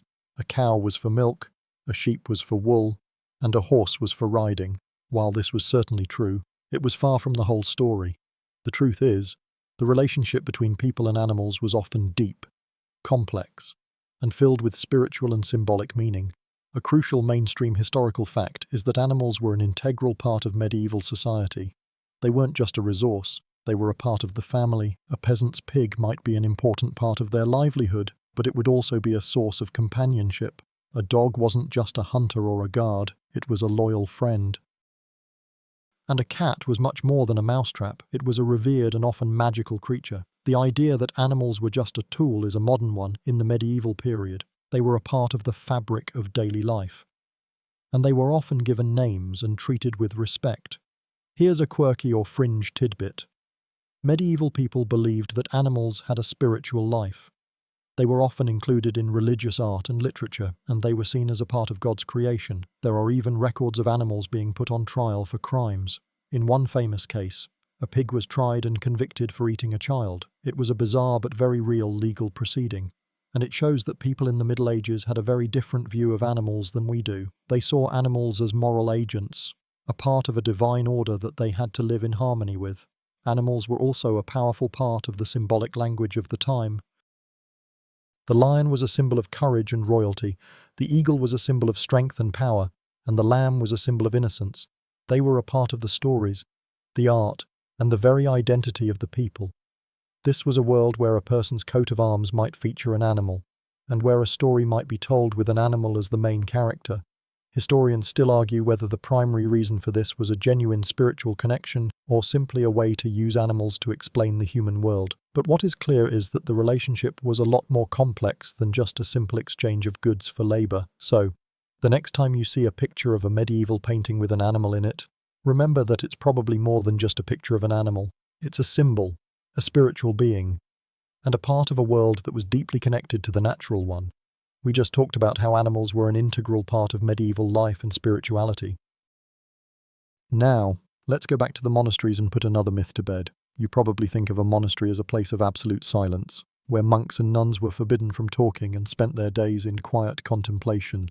While silence was certainly a part of their religious practice, it was far from the only thing they did. The truth is, a monastery was often a bustling, social, and sometimes even unruly place. A crucial mainstream historical fact is that a monastery was a self-sufficient community that was a lot like a small town. In addition to the monks and nuns, you had lay brothers and sisters, as well as servants, labourers, and artisans. A monastery had its own farm, its own workshops, and its own hospital. It was a place of work and commerce, not just of prayer. The monks and nuns were in charge of running this complex enterprise, and they had to be good at it. They were managers, accountants, and human resources specialists, all in one. The idea of them just sitting around in silence all day is simply not true.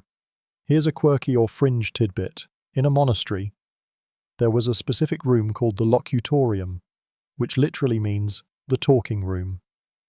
This was a place where monks and nuns were allowed to talk and socialize with each other. It was a way to let off steam and to share ideas and stories. While silence was a part of their spiritual practice, they were also human beings who needed to communicate with each other, and you would find a lot of discussion and debate. Remember that monks were scholars. They were constantly debating theological and philosophical ideas, and a lot of that discussion would happen in the locutorium. Historians still argue whether the primary reason for a monk's life was to find spiritual enlightenment or to be a part of a community. But what is clear is that the life was a mix of both. They were a part of a community that was alive and vibrant, and they were a part of a world that was a lot more social than we often assume. So next time you see a movie with a bunch of silent monks, you'll know the truth. They were a lot more like us than you think, and they were a lot more chatty. We just talked about how monasteries were a lot more social than we think. Now, let's tackle another religious myth. The idea that everyone in the Middle Ages was devoutly, uniformly religious. You probably picture a world where every single person was a fervent Christian, and there was no room for any other belief. While the church was incredibly powerful, and Christianity was the dominant religion, it was far from a world without other beliefs. The truth is, skepticism, non-belief, and other faiths were a very real part of the medieval landscape. A crucial mainstream historical fact is that the church's control was not absolute, and folk beliefs and pagan traditions persisted long after the official conversion to Christianity. A peasant might go to church on Sunday, but they might also leave a small offering for a local sprite to ensure a good harvest. These old beliefs were a part of the daily life of many people, and the church often had to absorb them or find a way to work with them rather than eliminate them entirely. This was a world of a mix of beliefs, not a single, unified one. Here's a quirky or fringe tidbit. There were also people who were openly skeptical of religion.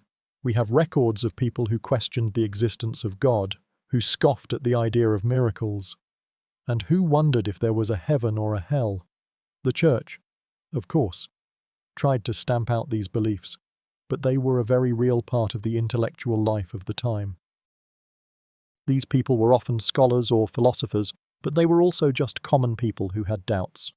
The idea that a medieval person was just a simple believer is a fiction. They were as complex and as full of doubt as we are today.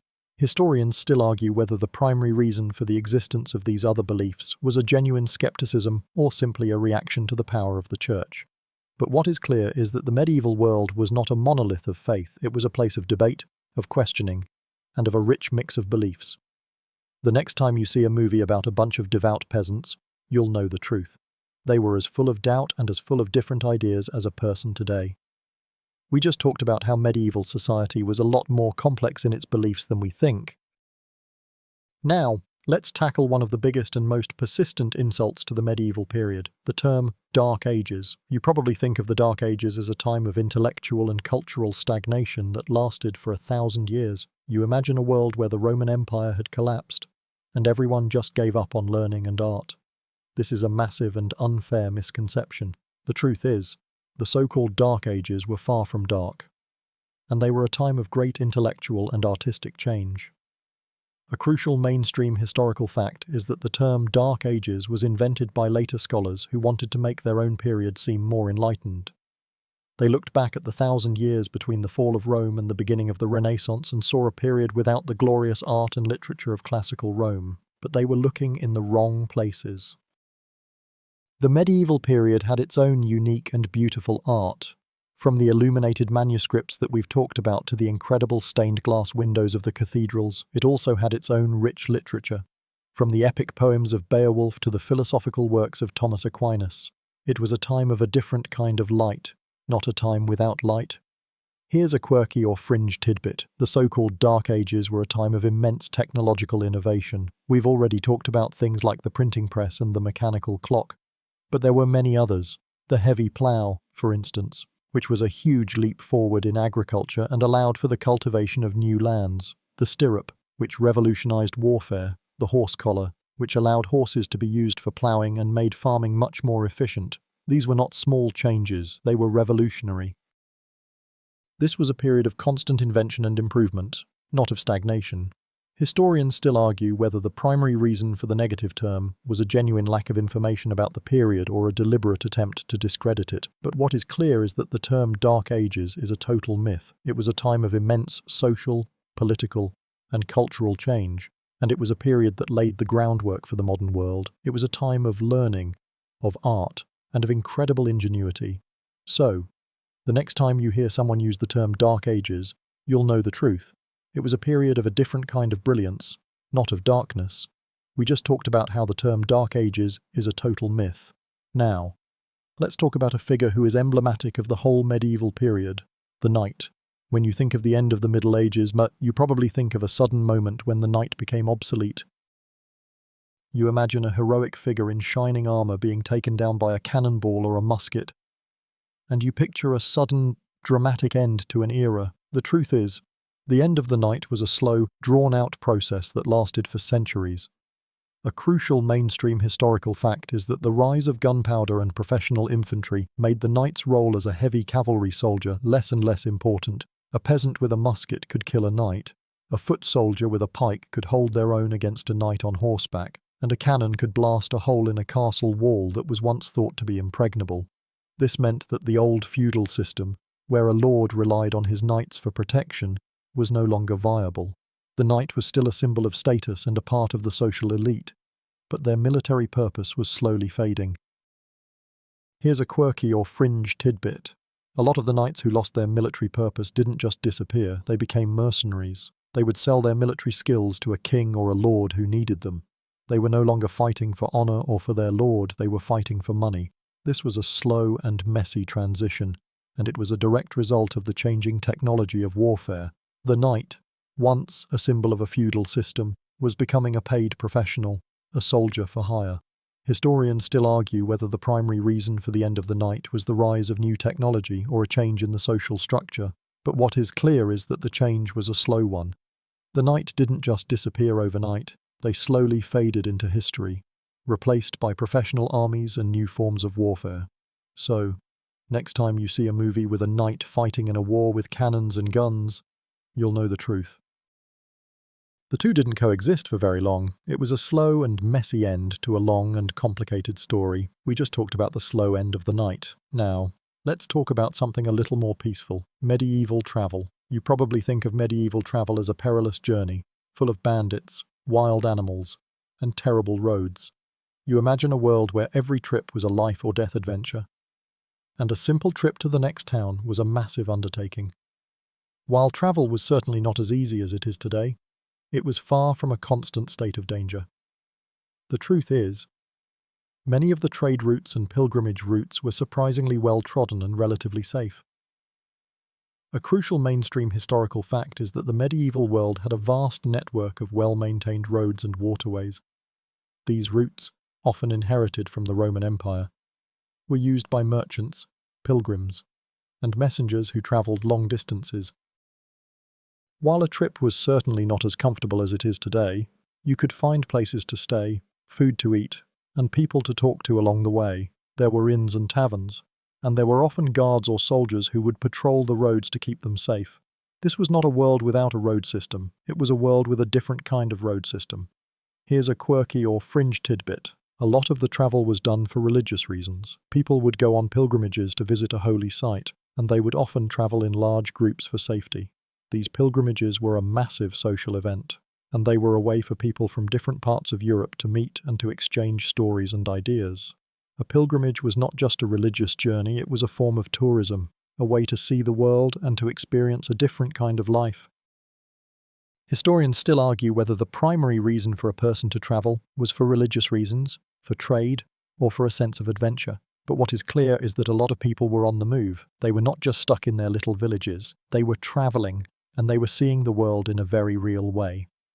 The next time you see a movie with a single traveler on a dangerous road, you'll know the truth. They were probably in a caravan of other travelers, and they were probably on their way to a tavern for a pint. We've just talked about how medieval travel was a lot safer and more common than we think. Now, let's talk about how the people of the Middle Ages told stories. When you think of medieval storytelling, you probably think of a long, boring epic poem recited by a bard in a great hall. While that was certainly a part of it, the art of medieval storytelling was a lot more varied and a lot more complex. It was a mix of oral tradition, epic poems, and incredibly beautiful illuminated manuscripts. A crucial mainstream historical fact is that the vast majority of stories were oral traditions, passed down from generation to generation.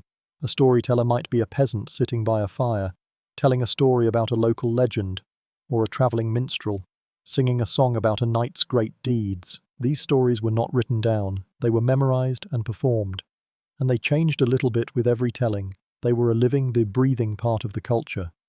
This was a world where a person's memory was their library, and where the stories of the past were a part of the present. Here's a quirky or fringe tidbit. A lot of the stories were not meant to be read, they were meant to be seen. The illuminated manuscripts that we've talked about were not just books, they were works of art. The illustrations were a crucial part of the story, and they were often used to help an illiterate person understand the narrative. A person who couldn't read the words could still get the gist of the story from the pictures. This was a form of visual storytelling that was incredibly powerful and beautiful. It was a way to make a story accessible to everyone, not just the literate few. Historians still argue whether the primary purpose of medieval storytelling was to entertain, to educate, or to preserve history. But what is clear is that it was a vital part of the culture. It was a way for people to connect with their past, to understand their present, and to dream about their future. It was a world where a story was a lot more than just a diversion. It was a part of who you were. We just talked about the rich and varied art of medieval storytelling. Now, let's talk about another vital part of the medieval world that is often misunderstood: schooling. You probably have an image of a world without formal education, where learning was a luxury only for the rich or the religious. While that was true in some cases, the truth is, education was far more widespread than we think, and it was available to a surprisingly diverse group of people, including both boys and, in some cases, girls. A crucial mainstream historical fact is that education was not a monolith. It came in many forms. For the nobility, a boy might be sent to a noble court to learn to be a knight, and in addition to his training in combat, he would also be taught things like reading, writing, Latin, and courtly etiquette. A girl would be taught to manage a household, and she would often be taught to read and write, so she could manage the household accounts. For the middle class, a child might be sent to a local guild to become an apprentice, and in addition to learning a trade, they would also be taught basic math and literacy. This was a practical education, but it was an education nonetheless. Here's a quirky or fringe tidbit. A lot of the education was done in the home. A mother might teach her children to read from a prayer book, or a father might teach his son how to do basic math for his trade. This was a form of informal education that was happening all over Europe, and it was a way to pass on knowledge from one generation to the next. The idea of a formal, universal education system is a very modern one, but that doesn't mean people weren't learning. Historians still argue whether the primary purpose of medieval schooling was to create good citizens or good Christians. But what is clear is that a lot of people were being educated, and they were learning a variety of skills that were essential for their lives. So, the next time you see a movie about an uneducated peasant, you'll know the truth. They were probably literate enough to know what they were doing, and they were probably a lot smarter than you think. We just talked about how medieval education was more widespread than we think. Now, let's talk about another creative part of the medieval world: music. You probably think of medieval music as just a long, boring Gregorian chant. You imagine a world without a melody, without a beat, and without any fun. While the Gregorian chant was certainly a part of the religious life, the truth is, medieval music was incredibly varied, vibrant, and full of different sounds. A crucial mainstream historical fact is that the medieval world had a rich tradition of secular music. The troubadours and minstrels we talked about earlier were a part of this. They would travel from town to town, singing songs about courtly love, great battles, and daily life. They would use a variety of instruments, from a lute to a drum to a bagpipe. This was music for entertainment, not just for worship. It was music you could dance to. And it was a form of entertainment that was enjoyed by everyone, from the king to the peasant. Here's a quirky or fringe tidbit. A new form of music, called polyphony, was invented in the Middle Ages. This was the practice of having more than one melody at the same time. Before this, all music was monophonic, meaning it had only one melody. Polyphony was a massive leap forward, and it allowed for a much more complex and beautiful sound. It was a new way of thinking about music, and it was a direct result of the intellectual curiosity and the artistic skill of the medieval mind. It was a kind of a musical puzzle that was constantly being solved. Historians still argue whether the primary reason for the development of new musical forms was a desire for artistic expression or a desire to create a more beautiful form of worship. But what is clear is that this was a period of immense musical innovation. So, the next time you hear a medieval song, you'll know the truth. It was a world of more than just a chant. It was a world of melody, of rhythm, and of a whole lot of fun. We've just talked about how medieval music was far more varied than just a Gregorian chant. Now, let's talk about another liquid that is often misrepresented: beer. You probably have an image of a medieval person drinking beer all day, every day, because the water was too dirty to drink. This is a very popular, but very misleading myth. The truth is, while beer was a common and important part of the medieval diet, it was not the only thing people drank, and water was not always seen as a dangerous thing. A crucial mainstream historical fact is that the main reason people drank beer and ale was for calories and nutrients. It was a liquid food, a way to get the energy they needed to do their hard labor. A medieval person, especially a peasant or a laborer, needed a lot of calories, and a few pints of ale could provide a significant portion of their daily intake. This was not a world of just drinking for fun, it was a world of drinking for survival. The alcohol content in most medieval ale was also much lower than in modern beer, making it less intoxicating and more of a dietary staple. Here's a quirky or fringe tidbit. People in the Middle Ages were a lot more aware of the quality of water than we think. They knew that water from a fast-flowing river or a clean well was safe to drink. They would often boil water or add a bit of wine or ale to it to make it safer. But they were not just living in a world of constant filth. They had a surprising number of public fountains and wells that were managed to ensure a clean water supply. The idea that everyone was drinking from a stagnant, disease-ridden pond is largely a fiction. Historians still argue whether the primary reason for a person to drink beer was for nutrition or for the social aspect. But what is clear is that it was a lot more than just a substitute for water. It was a vital part of the diet and the culture, and it was a source of nourishment and a way to celebrate. We just talked about how beer was more than just a substitute for water. Now, let's travel outside of Western Europe to a place that we often forget was still very much a part of the medieval world: the Byzantine Empire. When you think of the Middle Ages, you probably think of knights, kings, and castles. You imagine a world that is strictly European, and you forget about the last remnant of the Roman Empire that was still going strong in the East. The truth is, the Byzantine Empire was a key part of the medieval world, and it was a powerhouse of culture, religion, and military might. A crucial mainstream historical fact is that the Byzantine Empire, with its capital in Constantinople, was a direct continuation of the Eastern Roman Empire. While the western part of the empire had fallen in the 5th century, the eastern part continued on for another 1,000 years. This was a place with a sophisticated legal system, a huge library, and an incredibly rich artistic and architectural tradition. It was a beacon of light in a world that was often seen as dark, and it was a major influence on the art, the religion, and the politics of Western Europe. Here's a quirky or fringe tidbit. The Byzantines were masters of a mysterious weapon called Greek fire. This was a highly flammable liquid that could be shot from a siphon or a bow and arrow, and it was a terrifying weapon that could burn on water. The formula for Greek fire was a closely guarded secret, and it was a key part of the Byzantine military's success. It was a technological marvel of the time, and it was a part of a military that was a lot more advanced than we often think. Historians still argue whether the primary reason for the Byzantine Empire's longevity was its military prowess, its economic power, or its sheer luck. But what is clear is that it was a force that was shaping the world in a very real way. The next time you think of the Middle Ages, remember that it was a lot bigger than just Western Europe. It was a world that was connected by trade, by religion, and by a whole lot of weird, burning liquid. We just talked about how the Byzantine Empire was a key part of the medieval world. Now, let's talk about a group of people who were a massive force for change in that world, the Mongols. When you think of the Mongols, you probably think of a group of nomadic warriors on horseback, a destructive force that swept across Asia and Europe. While they were certainly a powerful military force, their impact on Europe was much more complex and, in some ways, beneficial. The truth is, the Mongol invasion led to a massive exchange of goods and ideas that helped to end the Middle Ages and usher in the modern world.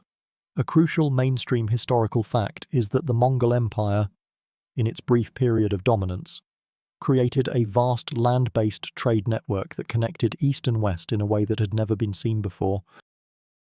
The Mongols, once they had conquered a territory, were surprisingly good at keeping the peace. And they established a system of safe passage for merchants, scholars, and diplomats. This was a direct result of their Pax Mongolica, or Mongol peace.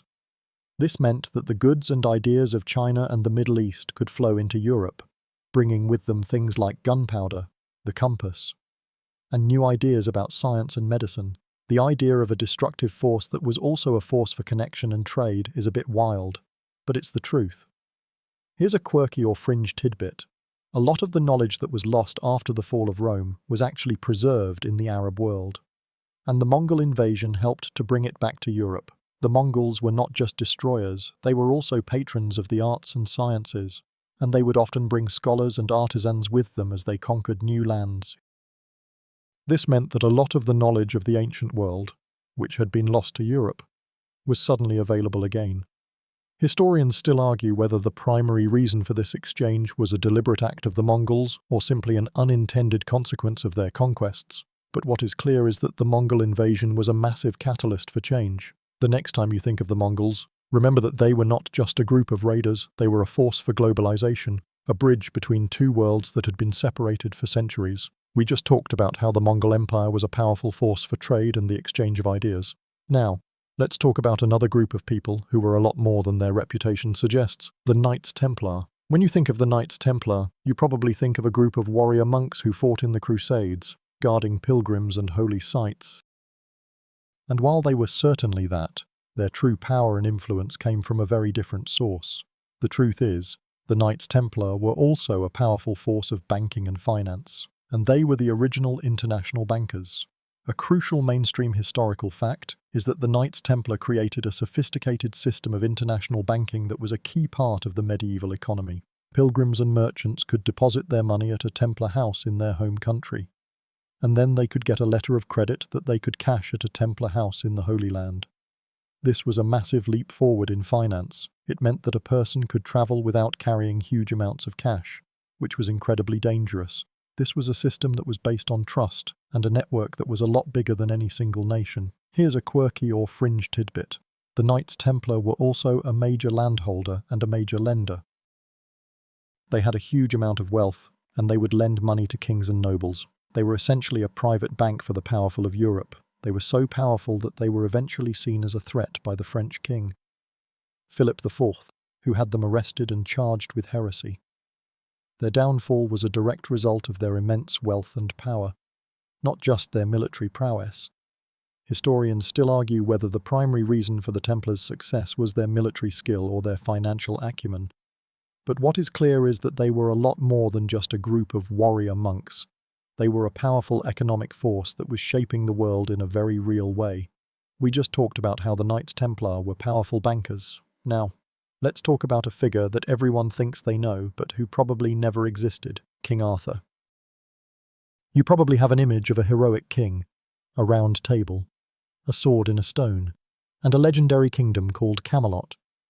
It's a story that has been told for centuries, and it's a story that is deeply embedded in our culture, but the truth is, King Arthur is a myth, not a historical fact.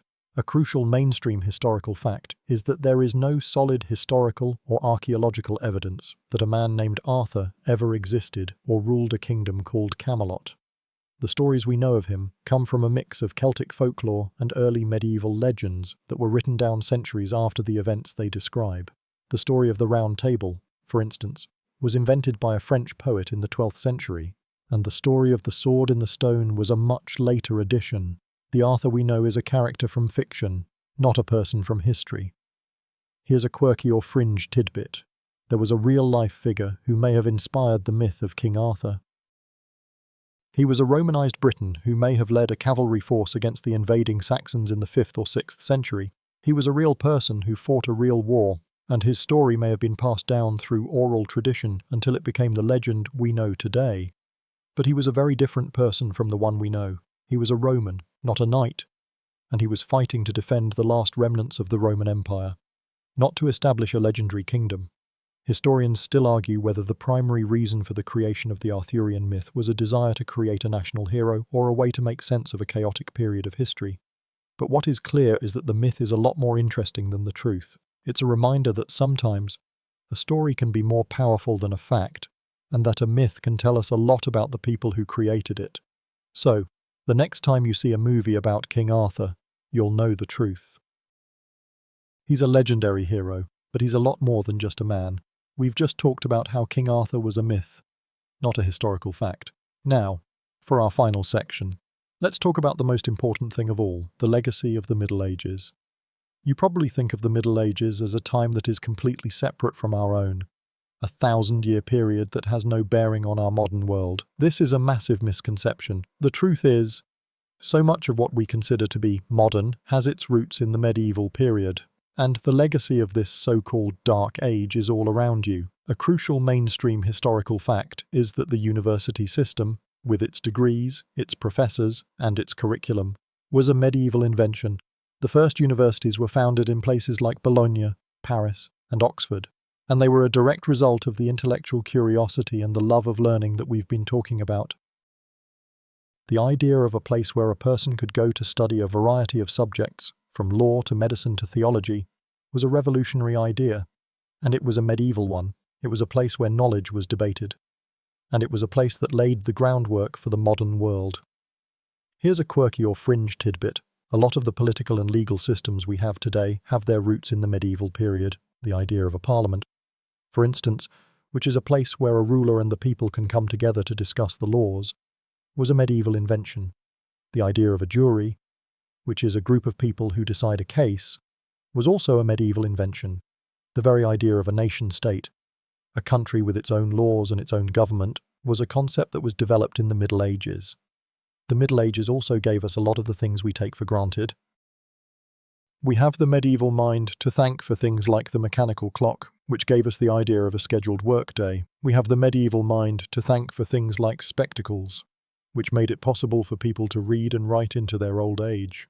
And we have the medieval mind to thank for the very idea of a bank, which allowed for a much more complex and global economy. Historians still argue whether the most important legacy of the Middle Ages was intellectual, legal, or technological. But what is clear is that this was a period that was not just a bridge between the ancient and the modern world, it was the foundation of the modern world. The next time you look at a clock, or go to a university, or read a book, remember that you are a part of a legacy that began with the so-called Dark Ages. It was a time of immense change, of incredible ingenuity, and of a whole lot of brilliance. Now, as we come to the end of our journey, let's take a moment to reflect on everything we've learned. The world of the Middle Ages was not a simple one, was it? It was a world of knights who were also bankers, of monasteries that were also laboratories, and of a kind of justice that was both ritual and reason. It was a world of surprising colour and unexpected ingenuity, a world that was always in motion, always changing, and always a little bit weirder than we expect. As you start to feel the weight of your eyelids, I want you to let go of all those old, boring, and totally wrong ideas. Don't think of the knights, don't think of the plagues, and don't think of the dreary castles. Instead, think of the way the sunlight hit the stained glass windows, the way the sound of a lute filled the air, and the way a story could transport you to a world full of wonder.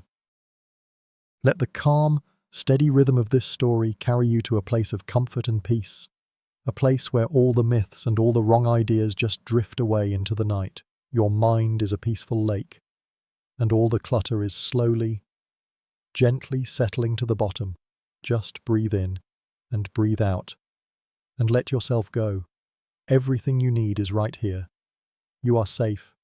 You are warm. You are at home. Just let it go, and let yourself fall. End of script. Sweet dreams.